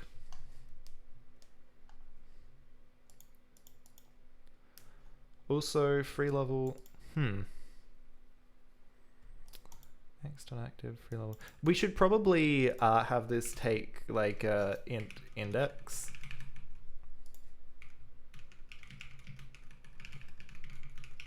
Because I think this is only called here, right?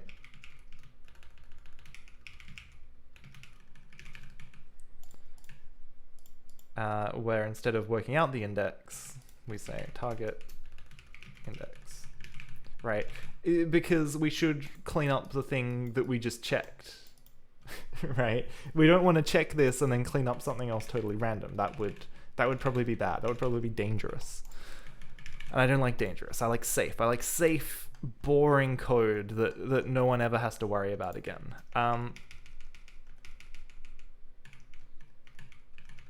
We'll say wait lock.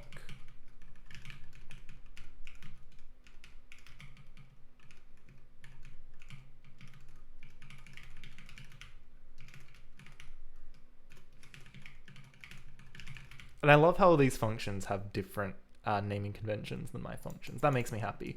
Okay, count is incremented, otherwise a rescheduling occurs. Yes, and that's what we want. We want to reschedule. We don't want to like hang around waiting for this, right? We want the active thread to change. In fact, there is no way to wait on a semaphore that does not reschedule, because that doesn't make sense, right? If you're not gonna reschedule the threads, then you're polling. You're not waiting. Okay, blah blah blah. Set to wait. Semmer ID. Perfect. And this seemingly does not return anything. So all we're gonna do here is call wait semmer. This is a, oops, lost a parenthesis. Return 0. Level wait lock. Maybe not the most significant function I've ever written, but that's okay. Wait on our lock. We have to have locked this function before we can proceed. Okay, so load level does load the level. In conclusion, who'd have thunk? Who'd have thought it? Get player doesn't need to lock. Get active level. Get inactive level. These also do not need to lock. We need to be careful about where they're called, but they don't need to lock. Print stats. This, however, does need to lock. Maybe.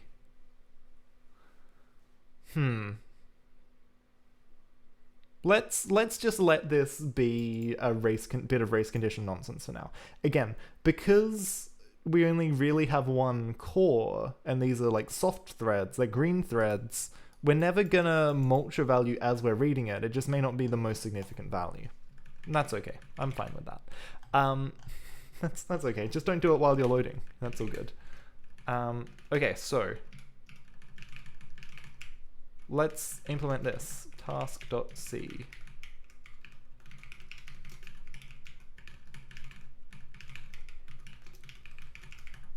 Okay.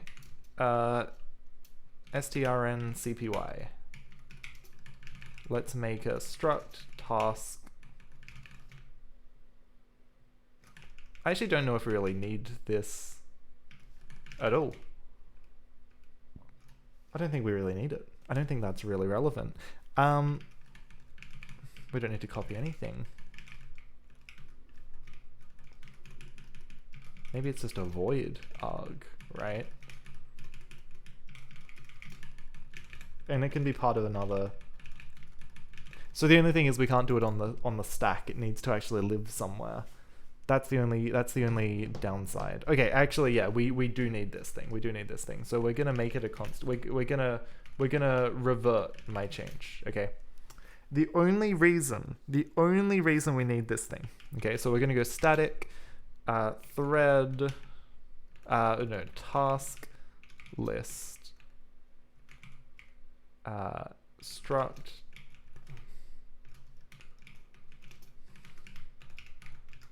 we're gonna have 10 active tasks at once.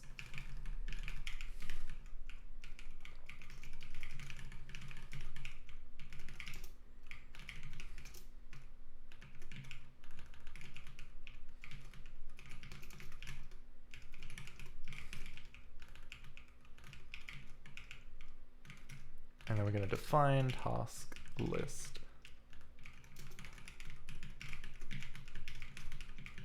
Okay, we're going to do it like this. So, UVVW, thank you very much for following. Welcome to this PlayStation 2 multi-threading journey. It's quite the journey. It's been quite the journey. The reason we're doing this is we want to keep track of tasks, and we can't just, like, for example, okay, let's say we're in thread A. Let me draw this, it's going to make more sense. This arg is the whole reason we need some storage, right? Let's say we're in thread A. Okay, A wants to schedule a task, and A puts on its stack the string foo to be used as an arg, right? So this then gets put into a new thread B, which then is in a waiting state. It's not running yet, right? B is waiting. B is spinning its wheels. Okay, wait. Then A does, so control, doesn't actually pass over here. Control flow keeps going down. Then at some point in the future, we sleep. And control does pass over to B, but by that time, this stack frame may not exist anymore, right? So B might have a pointer to data that is not a string, that is not really relevant to anything that can be dereferenced. And then that's when you get like weird, hard to debug crashes. So we're gonna circumvent that by having a task list. The arg gets copied into the task list, and a thread has a reference to that task list. Now it probably needs to be some kind of generational index, right? So what I mean by that is just active is probably not enough. We probably want a generation as well. And maybe these should be shorts. Right? So we can just pass one number in. Maybe. And we're gonna ignore the generation for now. But I've got an idea about how this can work in the future. Because we get to pass a pointer to the function that starts the thread, and we could actually just pass on, like, don't tell anyone, but we can actually just pass a number and pretend it's a pointer, but then dereference that number like as a number. We don't have to use it as a pointer. And so I can probably pass a generation or something that tells us if this is a valid task or not in, like that. That's a cute idea. Don't tell Sony that I'm gonna do it. Don't tell don't tell Stallman that I'm using C in this way. Okay. Don't tell John Carmack. That's who you shouldn't tell. So submit a task. The first thing we need to do when we submit a task is to say struct task async next is task list head. And then we say task list head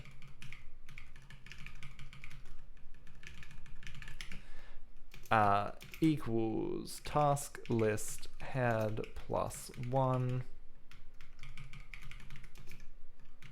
mod task list size. Excellent. John Carmack's seen some shit. This is true. He's written some very creative and fun code. I can't remember how it came up. I was in someone's chat recently, and they were talking about the fast inverse square root. And I was like, yeah, John Carmack didn't invent that. He implemented it, he did it, but that's like got a 10-year history before Carmack. He's a smart dude, but he didn't invent everything. He's a smart dude because he was able to use things that he didn't invent, right? Which is a real skill. It's a skill that I'm trying to develop by reading PlayStation 2 system manuals. Very inspired by Carmack and how I approach it. But yeah, some very interesting code. I'm honestly reading the Quake 3 source code. I should do a source code review stream one day or something, because the Quake 3 source code is so clean and so nice from start to finish. It's just beautiful. Mwah. Cool. Okay. So if the next thing is active, then that's bad because we've tried to get something and it's already being used. So if that happens, we just want to die. Ring task ring buffer overflow, right? We tried to get a task and it was no good, so we're gonna say that was a bad outcome. We don't like that. We're not happy with that. Otherwise, we want to say next active equals 0, right? If it wasn't active, then we're happy. We're also gonna say generation plus equals 1. We're gonna increment the generation. Why we do this is mysterious.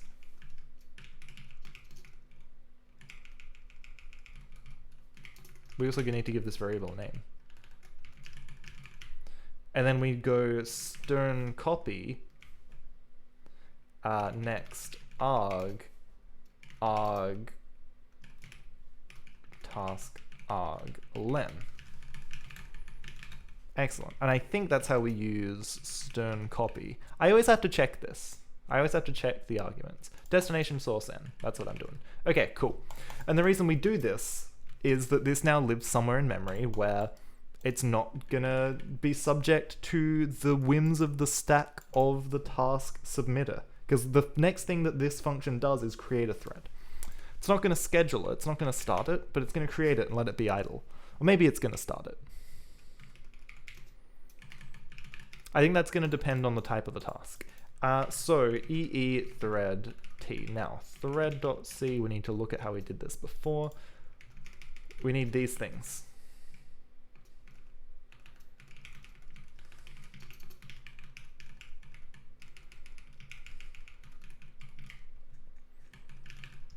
Now, we're not going to set a func. Oh yeah, we probably also want a stack for each of these tasks, right? Task.c, task.h. And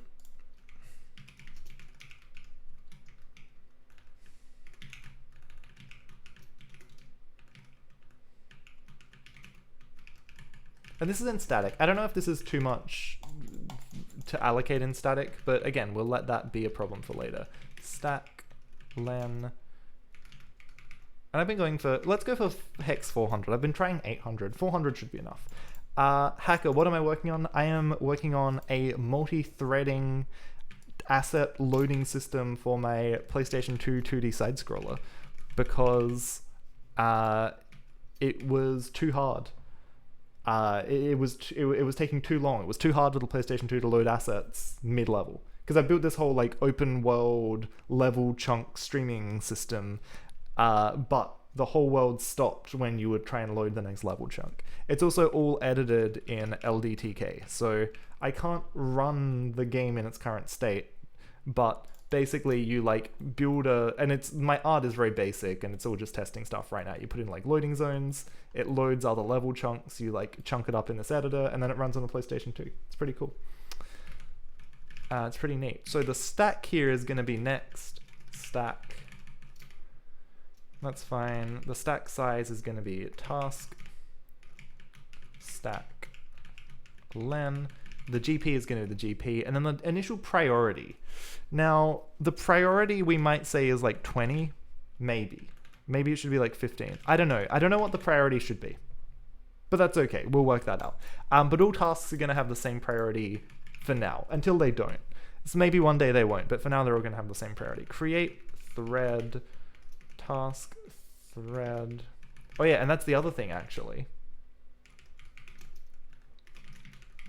We should store the thread ID. So if active is 1, then it's gonna have next thread ID. If active is 1, then thread ID is gonna represent an actual thread that's running. And that makes me pretty happy. That makes me pretty happy. Thread.c, create thread. All we pass it is this. Cool. There goes the light. I'm gonna get that plugged into a PowerPoint one day. I just don't have enough. I've only got 2 PowerPoints in this room, and they're in weird spots. They're in weird spots. I'll work it out. Did I say 2? I meant 4. I've only got 2 pairs of PowerPoints in this room. I'm also really scared I'm going to overload my PowerPoints because I've got a lot of things plugged into them. I don't know how many amps I'm pulling right now. Okay. What terminal is this? This is Alacrity using Groovebox as the theme. It's a nice terminal. It's a very fast terminal. No, don't be sorry for questions. Please come ask questions. Questions welcome. They help keep the stream lively, right? If I wanted to build this in isolation and silence with no one asking questions, I would not have a stream on. Have I heard of Ghost TTY? No. Took a second to realize I was talking about plugs versus Microsoft PowerPoint. You were confused. Plugs, yeah, outlets. I don't know. Is that a regional thing? We call them plugs. I guess outlets. Yeah, I don't know. Yeah, I don't know if that's an Australian thing. Ghost TTY. I don't know Ghost TTY. Is that a Rust rewrite of the terminal? just at a guess. So what happens when we create a thread? What status is it in? Create thread, dormant status. It is not placed in the priority linked list. Ready status. Is there a way to go straight from dormant to waiting, or do I just have to start the thread and immediately sleep? Zig rewrite. Interesting. I've been wanting to do Public release. Yeah, I've been wanting to do a Zig stream, actually. I should do a Zig stream. That would be really fun. Build a little roguelike or something in Zig. I know one of my regular viewers, Bobius, who actually has not been here tonight. Bobius, if you're out there. Yeah, I know. Bobius is usually the first person in chat, so I hope Bobius is doing well today, if he's like catching up on this VOD at some point. But yeah, no, like Zig, he's been doing some Zig, he's been doing some D, some really cool people building stuff in my community. Also, if you want to hang out in my community, by the way, because there's a couple of new people here, let me link the Discord. Where are we? Let me just grab it while I'm here. Copy. Come join my Discord. It's a fun time. It's a good time. People share all kinds of cool stuff they're working on. So if you want to come get my random updates throughout the day and share cool stuff you're working on as well, would love to have you there. Okay, I need to start the thread. Start thread. Next, thread ID. The other thing I probably need is to have a lock on this whole structure, right? This whole thing probably needs a semaphore around it. So let's go task list lock. Let's say int task. This should also be task submit. You should prefix it by the name of the thing. Task.h. We'll have task system init.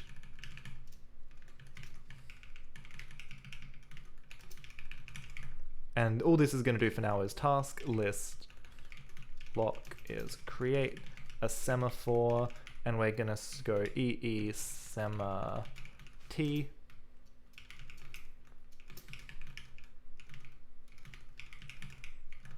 We've got the semaphore. We want init count is 1 and max count is 1, I think. I think that's how we do it. Cool.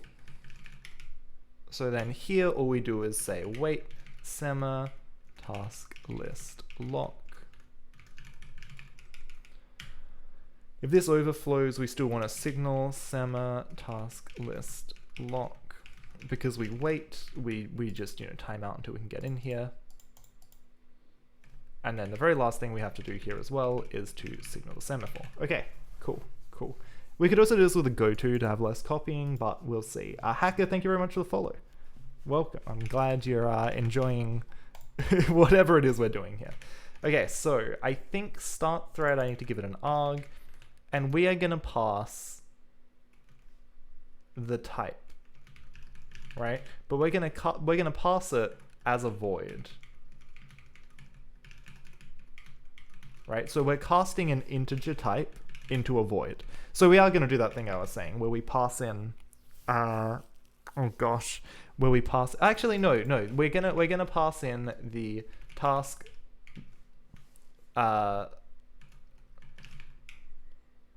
we need to remember the task ID is task list head, because we need to pass this in here. Right? So just casting an integer to a pointer. Fun thing that you can do in C. And then we're done. Return 0. Cool. Now any other tasks submits will be scheduled and they will join the queue. Awesome. Oops. Excellent. Okay. Active, that should be equals 1. My mistake. Generation. We should also probably just make sure for int I equals 0. I less than task list size I plus plus. The really important thing we have to do is say next active equals 0. They should all, we just want to make sure that they all are in a 0 state. That would be really good. That would be really good. Also, if task list lock equals -1, then we want to return 1 and log an error that says task sys init failed to create sema. Cool. Okay, there we go. Now we've got some good, sensible code. The only remaining thing, actually, we don't need this. What am I doing? I forgot. Because we don't have a function here, right? So we kind of want to have a switch. Switch on the task type, right? Case task load level. We say task thread func equals load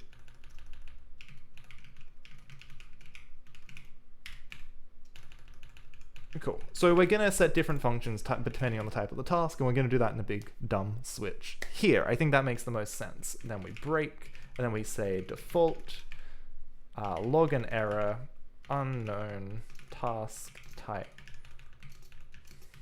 d type. Now we're not gonna just return there. Let's go to and let's do that here too. Let's, instead of returning 1, we'll say go to our error label, because our error label down here is going to signal the semaphore and then return 1.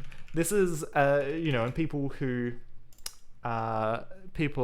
maybe aren't as familiar with C may not know this pattern for error handling, but basically, instead of having to copy and paste your cleanup logic everywhere, you just have a label at the end, and you jump to that when there's an error. Makes things a bit cleaner, saves a lot of duplication, especially when you have a semaphore you have to release. It's nice just being able to see at the end, like, oh, we had an error, yes, in our error handler we released the semaphore. Otherwise you forget that and then you get a deadlock. Do I stand encode the entire time? The entire time I stream, yes, because my webcam, it's annoying to change the height. The entire time I code, no, but I try and stand a lot of the time. Sometimes when I game too, a bit of FPS, standing up, so it's okay. You should do this too, it's good for your back. I got a really good sit-stand desk. You know, it was like $1,000, right? It wasn't cheap, but man, you know, I was working from home when I did it a lot of the time. I think maybe even still full-time when I bought it. So it went on my tax return, because like I used it for my paid job for that year. You know, absolutely. But yeah, it's made a huge difference to my back. Highly recommend. Highly recommend. Okay, so we're going to start the thread. We don't give it an arg. Let's start writing some of these tasks, right? So let's go void, what did I call this? I already forgot what I named my thing. Load level task fn.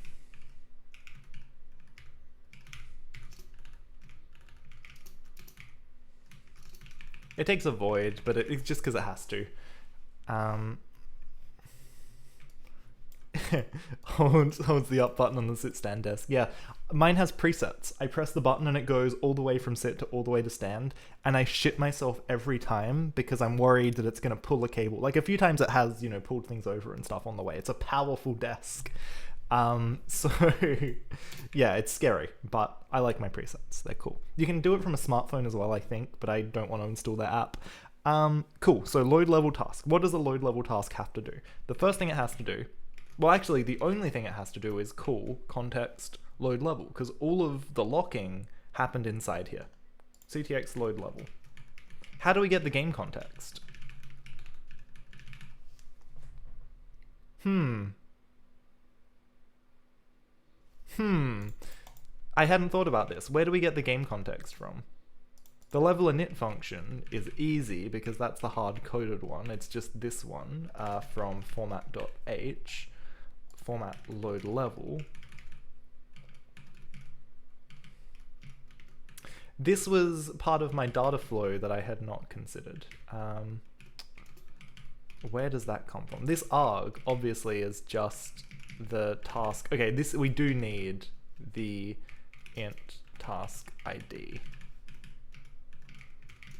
I guess we'll get it as a void and then say size t task ID.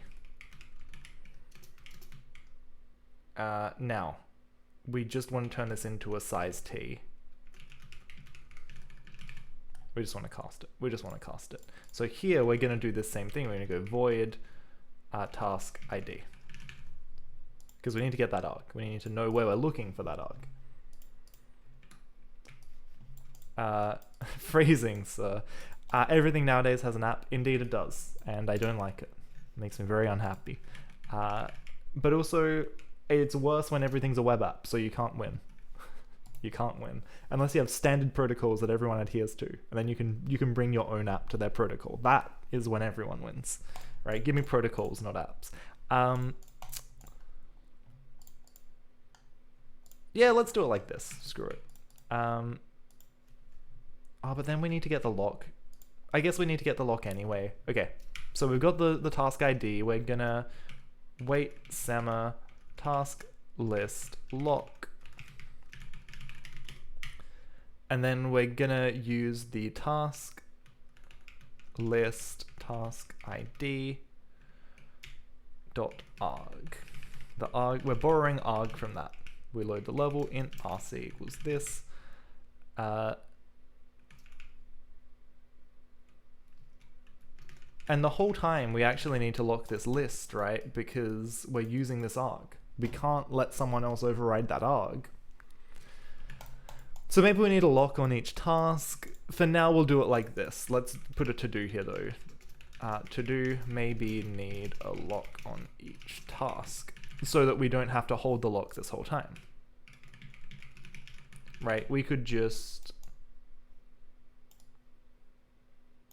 lock that individual level and then that would be okay. Okay, so we load the level, we signal the list semaphore only after we say task list task ID active equals 0. We have to clean up after ourselves, right? We're done. We're done with this task. We signal the semaphore and we return nothing.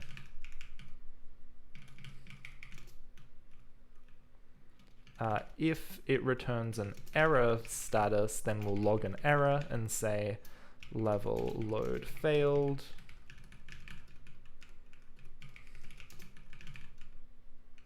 And then we do everything else anyway. We do our cleanup, just the same anyway. Cool, I think that's pretty good. I think that's pretty solid code. You're gonna log for a bit? All good, thanks for letting me know. Enjoy your meal. It's weird that it's early there because it is almost midnight here, because time zones are fun. Hello from almost tomorrow. Okay, let's go into main.c. Actually, let's see what errors we get here first. Couple of obvious ones include stddef.h. We're also going to have to include the kernel from PS2 SDK. We're going to have to do that over in context.c as well, because we're making these syscalls. Okay, what else do we have? What else do we have? Context. Oh yeah, I didn't fix this problem, did I? I didn't work out where I'm getting a context from. It's almost 6 AM. Wow, that's a big swing. That could not be... Well, it could be more different. The world's a big place. But that is a big swing of time zones. There's a big swing of time zones. Let's just pass null for now. Let's just get it compiling and pass null, and then we'll work out what we're doing. Implicit declaration of this, that's because I need to include game context.h. What else have I got? Log error. Oh yeah, I need to include levels format.h. I need to include p2g log.h. Next undeclared.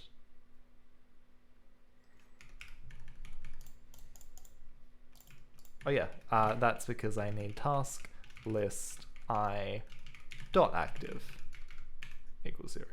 Cool. Next task. Next type equals type. String copy. We need to include string.h. What else? What else?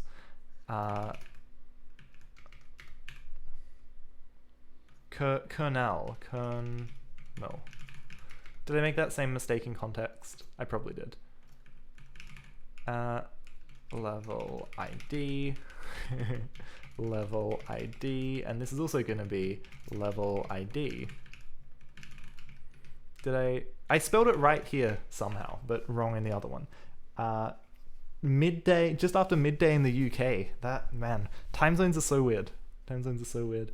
Locked level pointer free. Yeah, this should be the level, not the context. That's good. Implicit declaration of locked context free level.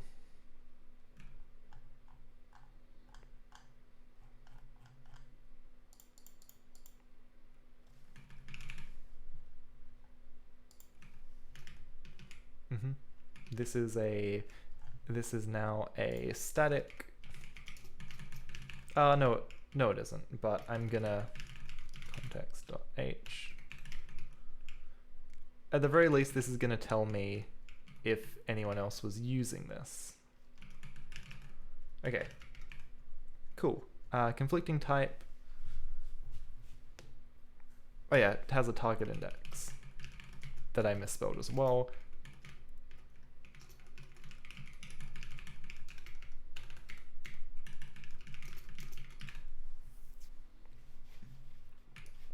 Brazil, 9 a.m. Yeah, okay, so Brazil, so that must be West Coast UA, right? 6 a.m. That must be pretty much the biggest difference you can have. West Coast USA to East Coast Australia, unless you go to Tonga or somewhere. All of New Zealand. Too few arguments to locked context free level because we need the target index. The thing we've locked, we give it that index as well. Okay, so let's run this right now. And let's see if this crashes and burns horribly. And it does. Game font upload. Huh. Finish loading level. Vblank handler. Game font upload failed. That's unexpected. Of all the things I thought would go wrong, I didn't think the game font was gonna fail. Like what? Upload texture dimensions.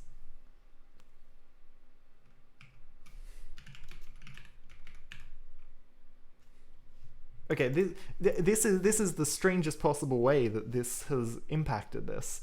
What? Tile map. That's fine. Tile map. Finish loading level. Game font upload. Core.c.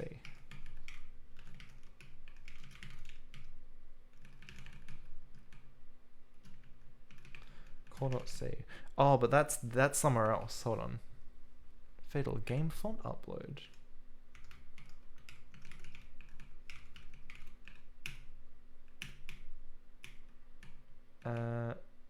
Except this should be in main loop. Game font upload, huh? Okay.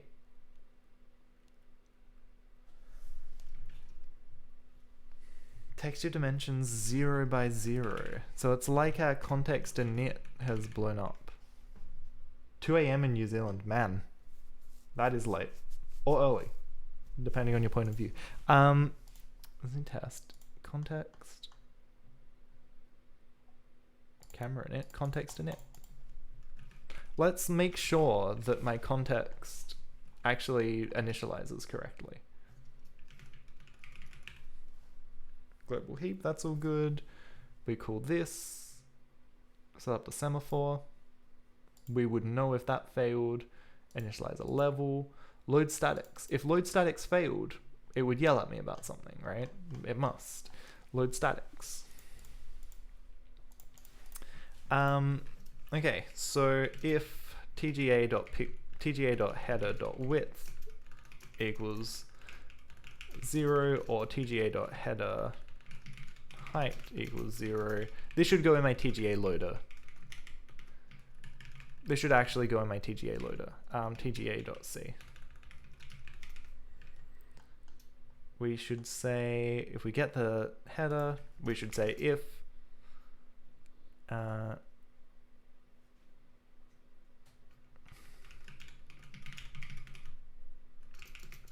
the width or the height, that's just no good. It's not on. It's not on. Night shift life, man. Yeah, it's always weird, right? I have been on night shift, but not because because I'm unemployed, actually, if anything. It's hard sticking to a schedule. I am flying out to my hometown very early, not tomorrow morning, but the morning after, so I probably shouldn't stay up too late. Actually, I probably should wrap this up very soon, because I need to be up at like 6 a.m. need to have some semblance of a sleep schedule. Okay, so width height equals 0, log an error and say invalid TGA.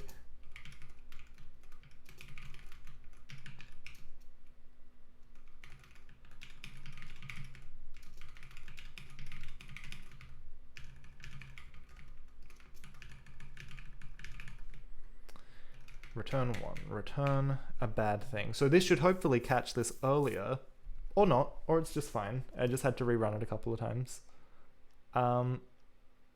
So the good news is that those waits and those locks, they didn't have a bad outcome. They didn't do anything bad.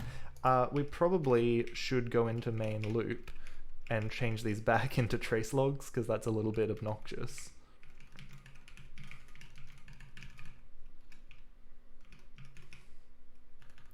Okay. Weird that it failed, but also not entirely surprising, potentially. If our loads already yield the thread, then it kind of makes sense how that could happen. Okay, so we're going to try this. Everywhere we say we want to load a level, so when we hit a trigger, instead of doing that directly, we're now going to try and start a task. And we're going to see what happens. And it probably will start loading and then immediately stop and never resume, because we never tell it to resume. But that's okay. That is okay. We can deal with that. Maybe it will. Anyway, what am I doing? I'm going into main. I'm going to include my new favorite file, which is going to be called task.h. I'm going to call at some point in my main setup, say here before context, we're going to say task system init. If this returns 1, then we're going to p2g fatal task system setup. And we're going to return 1 just in case that does not. Task.c. Cool. Okay. And then in trigger.c, instead of calling ctx level load, oh yeah, this check. We want to move this now. We want to move this into our task.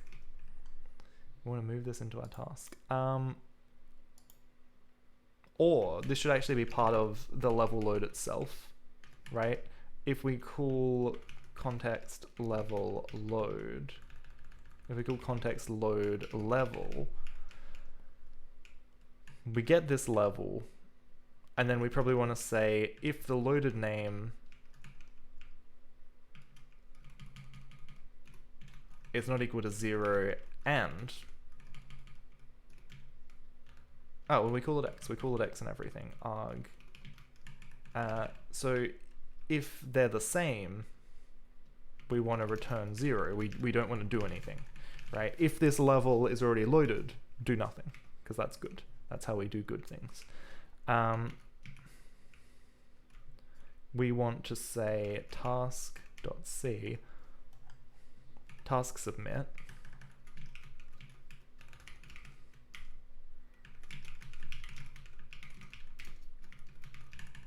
We want to do this, and we want to return whatever the hell this returns.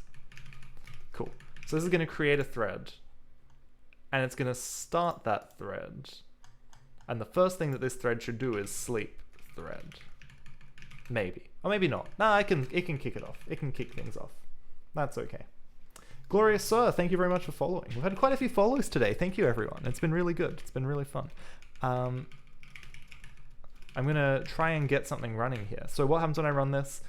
It yells at me because context.c needs string.h.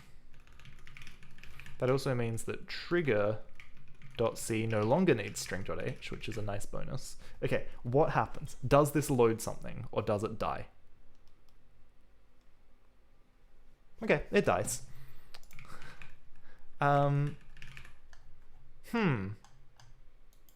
Don't know why it dies, but it dies.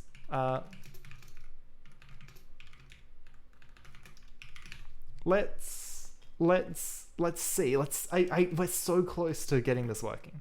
We are so close. That's such a bad crash, by the way, that it actually crashes PCSX2, which is amazing.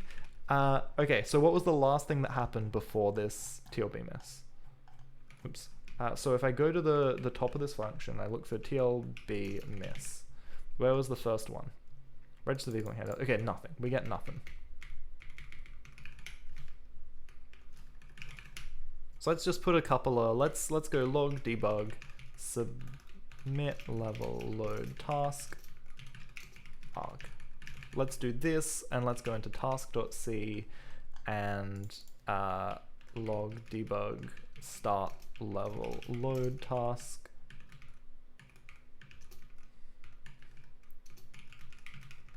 It could be this. It could be this. This casting could be a problem.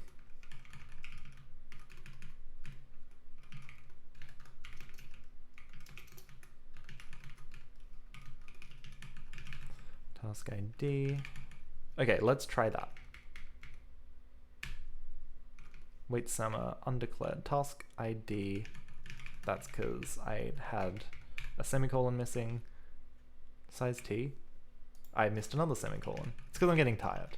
It's because I'm running out of steam a little bit. I mean, it says I've been going for an hour and a half, but I've been going for closer to 3 hours. Okay, I T'd that out, so it's less. Run.log TLB miss. Submit level load, and it never gets to that function. Never gets to that function. That's okay. So the name looks correct. That's good. Submit level load task trigger.c. So we're in some stuff here would probably be good as well. Log debug create thread.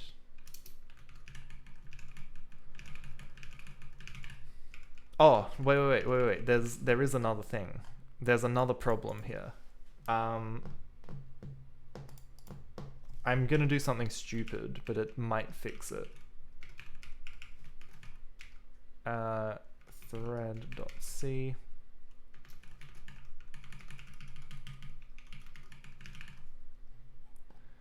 THST. Stack. The stack might have not been in the appropriate place or alignment. Okay, no, but I'm glad I can rule that out. It's kind of important to rule that out, actually. Initial priority 15, that should be okay.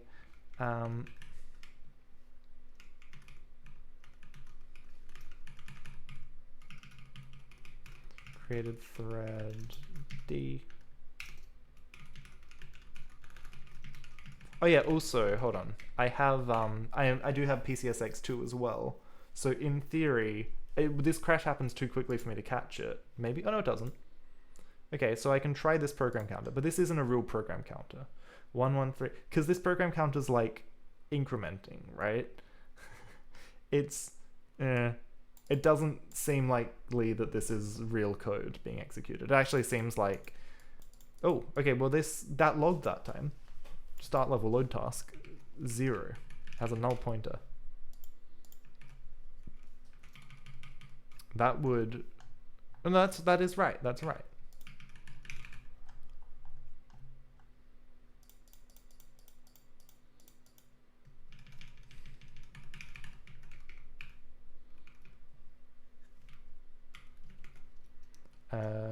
C make integer from pointer. That's what I want. All I want is an integer from a pointer. Pointer to integer.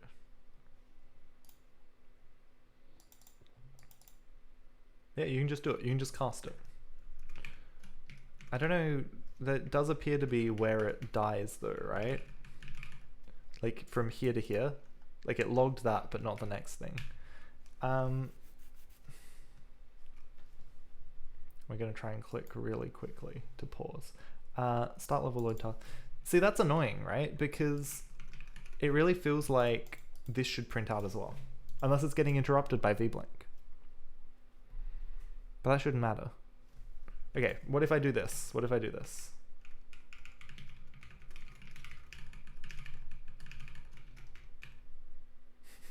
What if the first thing I do is sleep the thread? Okay. It keeps submitting tasks. That's also not good. So that's nice to know, right? That's nice to know. Now it spams the shit out of this, and that's not good. Oh.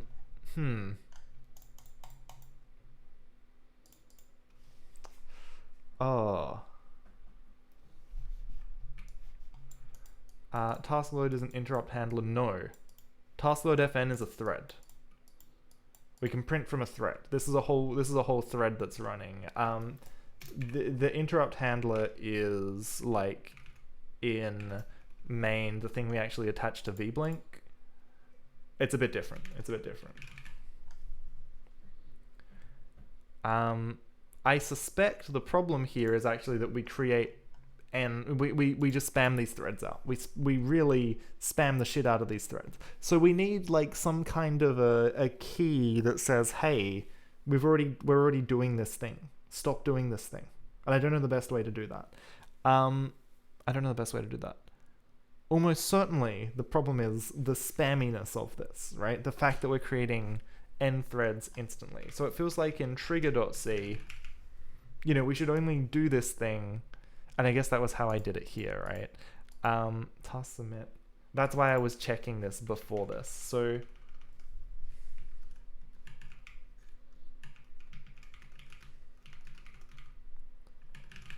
maybe I do it like this. Oh, this is scary.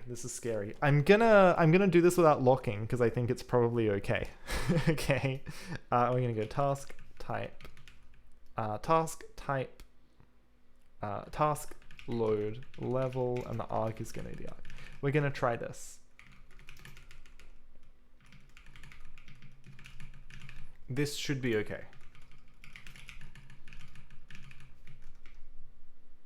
Except this still isn't going to work because this is okay. This is going to do exactly the same thing. This is going to complain about the ring buffer overflow because these are going to continue to get fired off. Active level pointer, created thread, blah blah blah blah blah. I mean that's something at least.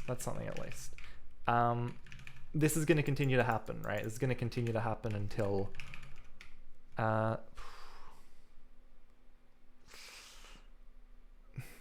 So,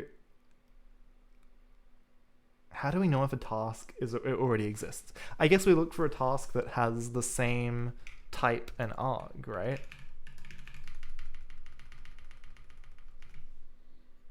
Let's hold on.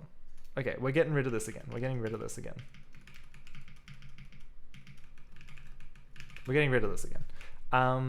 String, it's out of here. Okay, so here's what we're going to do instead. We're going to go into task.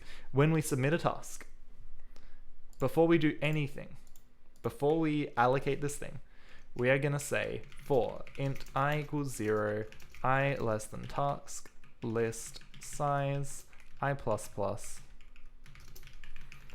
Okay, if task list I, if it's not active, continue. If task list I dot type equals type, and so if these things match, stir CMP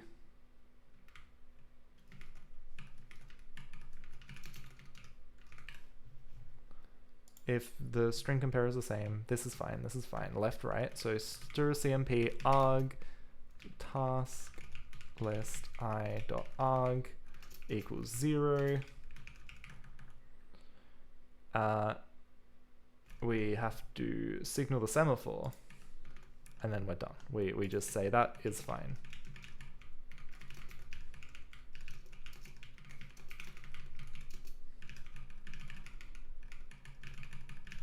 Cool. Okay, there we go. Now that's not going to spam that in the same way. Stir.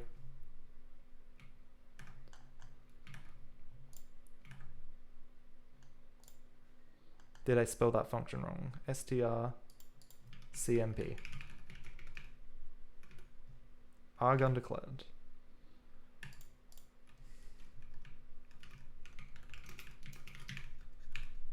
arg undeclared. That is also fine. Because it should just be a arg.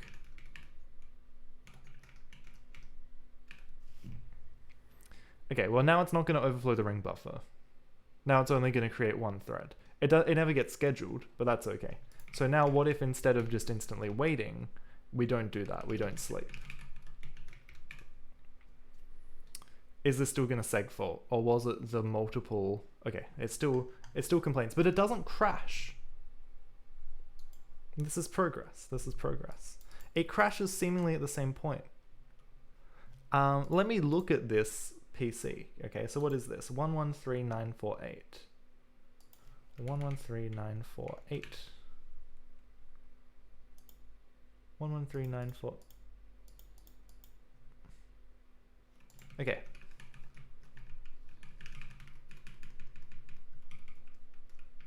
What if we get rid of these prints? What if prof elements was correct and the print was the problem? Okay, interesting. Now we're frozen as well, which is a new wrinkle. 107.808.80080.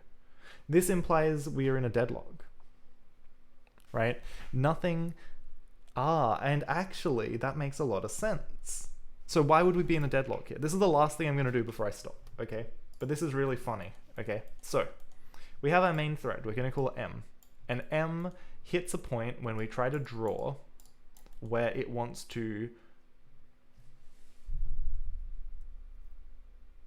This doesn't quite hold water.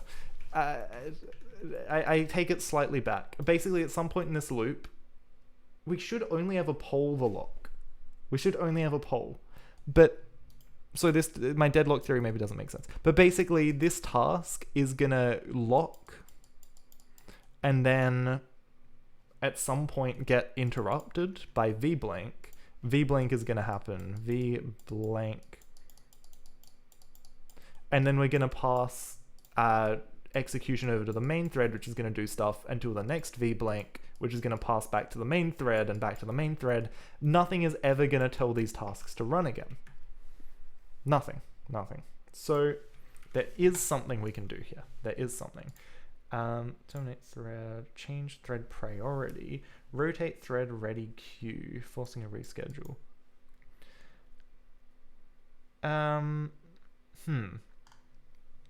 Rotate thread ready queue.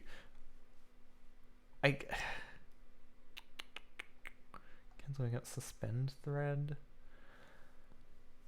resume thread, suspend place ready to run. Okay, so what if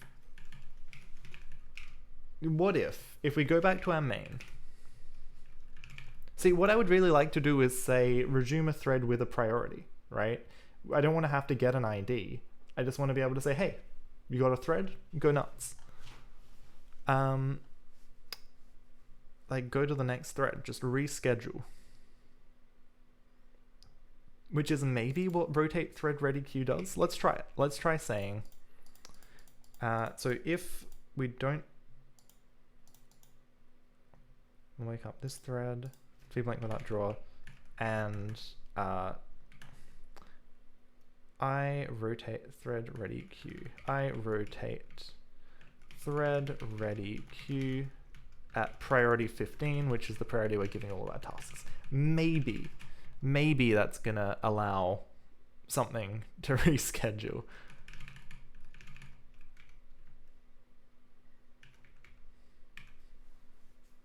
Maybe not. I mean, it's a function at least, so that's good. Okay, so it still dies. And it gives us a TLB miss, a quite bad TLB miss, enough to crash the program. 107.800. But that's interesting, right? Because where it's actually crashing is a real address, 107.8.0.80, and that's part of CTX load. 107.0.80. I love when it crashes your whole emulator. That's really creative coding to make that happen, right? God, I really gotta stop. I'm so close to doing something good, you know, it's really happening. It's really on the tip of my tongue. Okay. So, 107080. What's my stack pointer in the debugger? 107080. I don't know because it dies too quickly. 107080. So if I put a breakpoint here, for example, we should be able to see. What is my stack pointer? My stack pointer 13EC30, which feels like a real stack pointer, but then if I step over, we start getting these at this load word. A0 is a null pointer. Hold on. Oh, the brain sludge is here.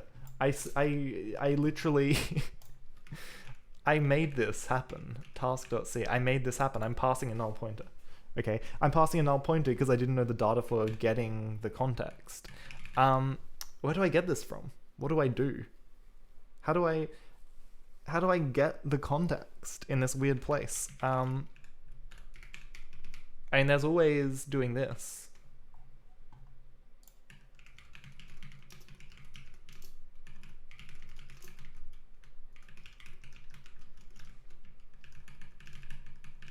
Right? There's always something like this. Where, you know, we do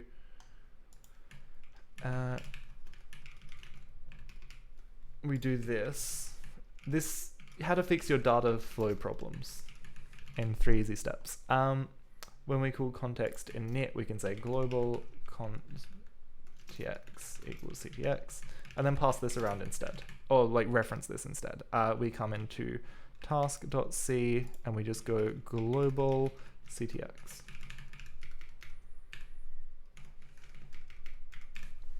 Kind of amazing. Is this gonna run an async load? Whoa. Now we're just incrementing, right? Now we're flying. Oh my gosh. Okay. So what's again, this is this thing where I want to grab run.log tlb miss. The first address is 113968. 113968.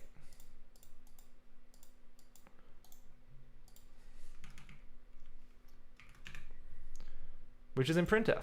It's always in printf.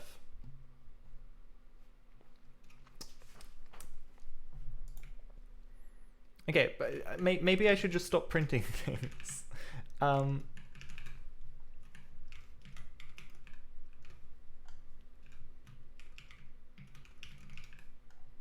Where am I even printing things? What print is even happening here? Free level.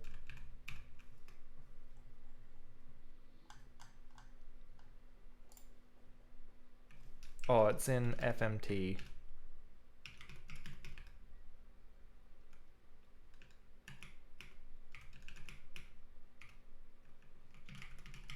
Let's replace these with trace.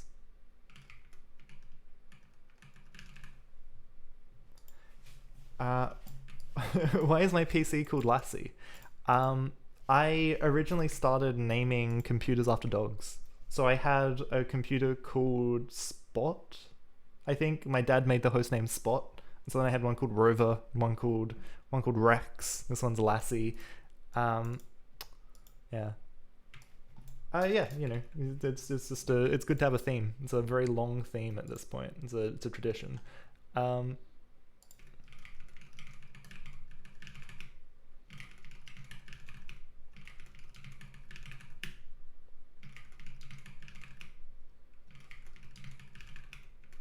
This is not a satisfying solution.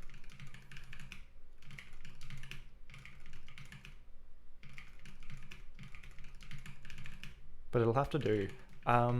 Weird. If this fixes it, I'm gonna be stunned. No.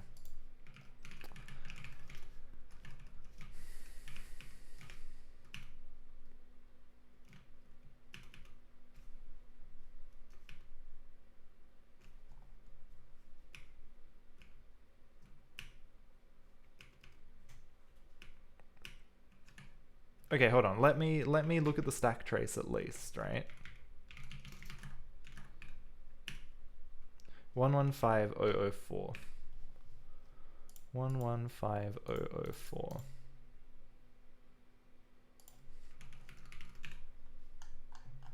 Ah, it's still in fucking printf. Okay. 115004. Where does this come from? Cool stack. Where is this? What function is this? Task submit. Task submit prints something out. Oh yeah. Okay. That's okay. We're axing all the prints. Okay, let's do it again. 114F94. I'm guessing this is the same thing. 114F94.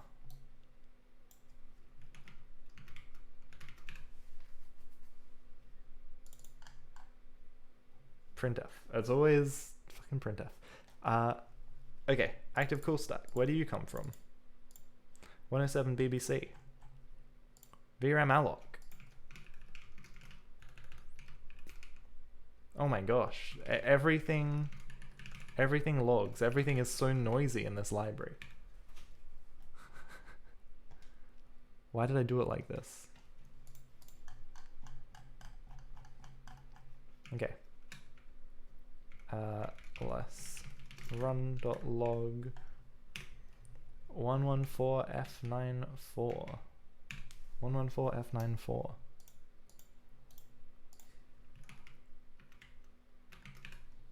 Oh look, it's in printf.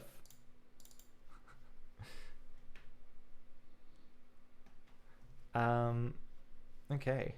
I don't know why. I don't know why some threads can do this and others can't. 102. Tile map init. Tile. I mean, they're still there. They're just trace logs instead of log debugs. What else does it call? Let's just keep running and find out the hard way. Oh. Okay, well that's... at least it doesn't crash. At least it doesn't crash. We never resume the thread, but at least it doesn't crash. Now, what we could do is maybe kind of silly. Not thread, task. I've got a thought about this. I've got a thought because this was kind of what I was thinking of doing originally. I don't know how to reschedule these threads, right? Do you have to reschedule a thread by ID? There's no way to... Priority does not force a reschedule. Terminate thread. Does not force a reschedule. I mean, I guess I don't know what that means, right? Like, how do we...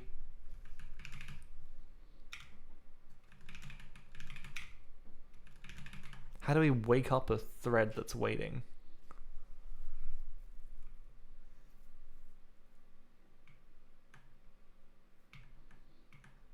I guess we need to signal, right? Like, what are these things doing? They wait on the semaphore, and that's fine because they can take it. In context load level, why would it ever stop? There's a wake up thread, but we need to give it a thread ID, which we can do. I guess we can do it. I guess we just need another thread, right? We need a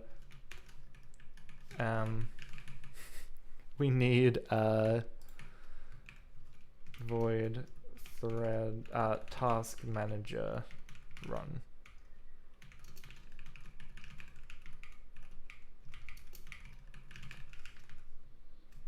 Oh, also hold on, let's do this first.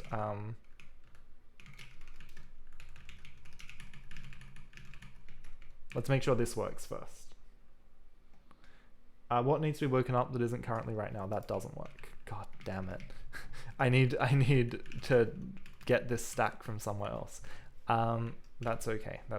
I can allocate it. I probably need mem aligned, right? So when I do this, I just go task list I dot stack is mem align. Oops.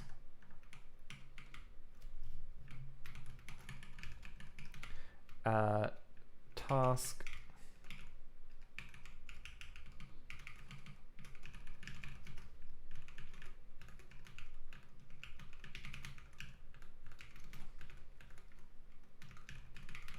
something like this. How big should my stack be? What needs to be woken up that isn't currently right now? True, it doesn't get put to sleep, it just gets interrupted. Yeah, no, you're right. You're right. This, however, does need to happen. You're right. They're running. It's not. They don't need to get woken up. They just need to get. So how do I make them get rescheduled? How do I ever make them the active thread?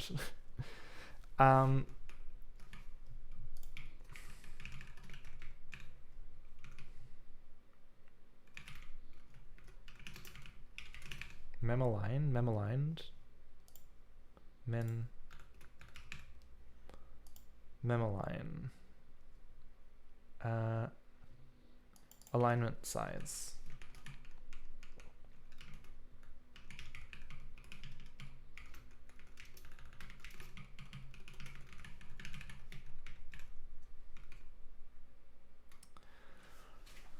Does mem-align come from somewhere?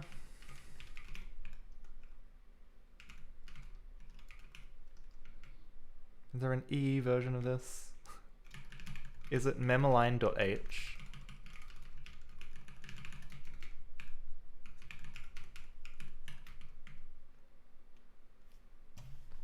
Threads need to sleep or wait in a semaphore, yeah. So the main thread does sleep once it finishes drawing. Maybe it doesn't give it enough time to run? I don't know. But also everything freezes, which isn't right either. Fuck, what's this header called? Hold on, grep. EE samples, okay. EE draw samples texture, EE draw samples texture. Kernel, malloc.h, I guess.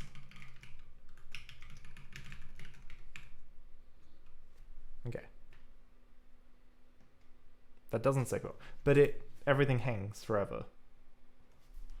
And I no longer have any printing to know what's going on. I can't see under the hood anymore.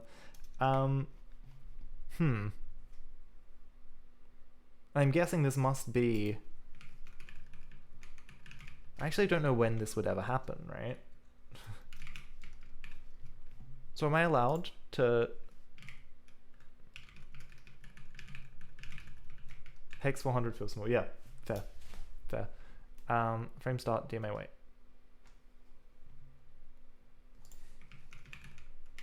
I don't know if we are continuing to. When a thread's allowed to call print, why do some threads freak out when they call print and others don't?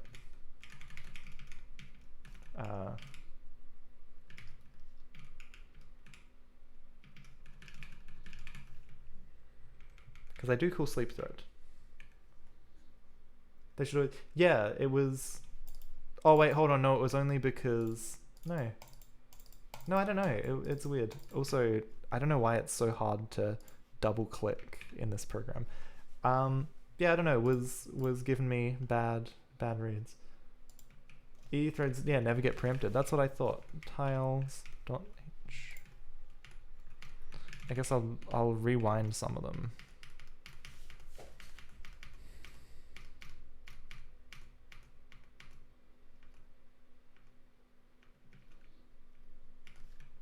Let's do that.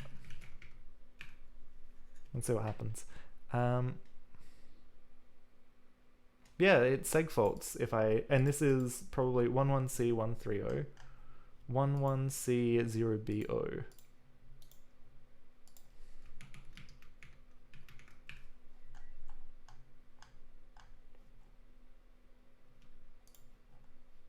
I don't even know. That's but yeah, like if I retrace all of these, it won't segfault, which is weird. EU threads never get preempted, yeah. But yeah, like it doesn't segfault anymore. It doesn't do anything anymore, but it doesn't segfault. which just makes me feel nervous. It makes me feel like something bad has happened. Sleep until v-blank end.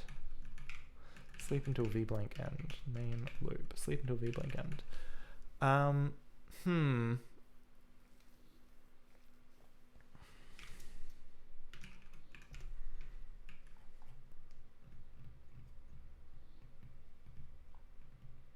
Yeah, let me try this on hardware. I'm going to try this on hardware, and it's going to blow up in an unexpected way, and then I'm done for the night. I gotta go to bed. I had things I wanted to do tonight that I didn't get done. Oops. Oh well, it was worth it. I almost worked out threading on the PlayStation 2. Who can complain? It's all about your priorities in life, right? Okay, here we go. Here we go. I'm very nervous. The nth time is the charm, Prof Elements. We're not counting in single digits anymore. Okay. Here we go. Here we go.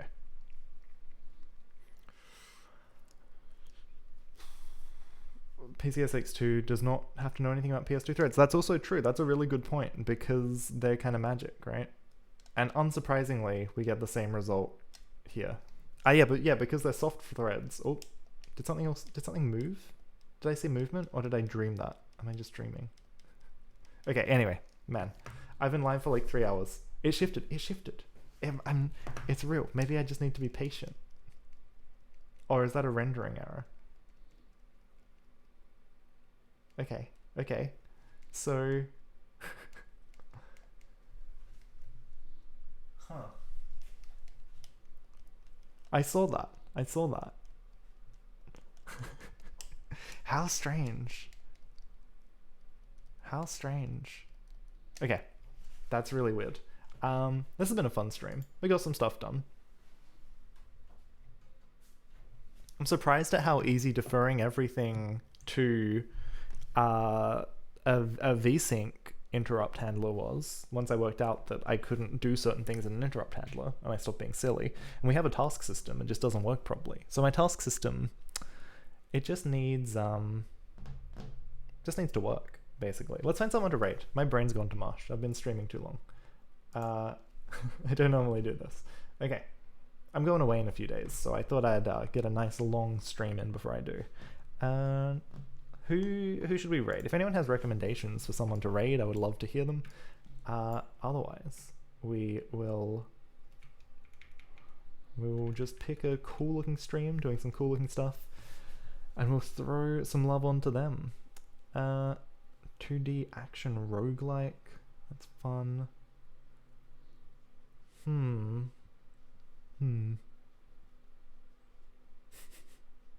Someone's stream is called Techno and Bad Code. But yeah, thank you everyone who came and tuned in. Thank you everyone who's following along on YouTube. It's been a really wonderful series, and there's lots of cool people hanging out, giving me good feedback. It's good. Not a lot of hardcore coders here. Let's have a look at this. This sounds interesting. I don't know what to expect, but it sounds interesting. .NET MAUI developer experience. Let's have a look.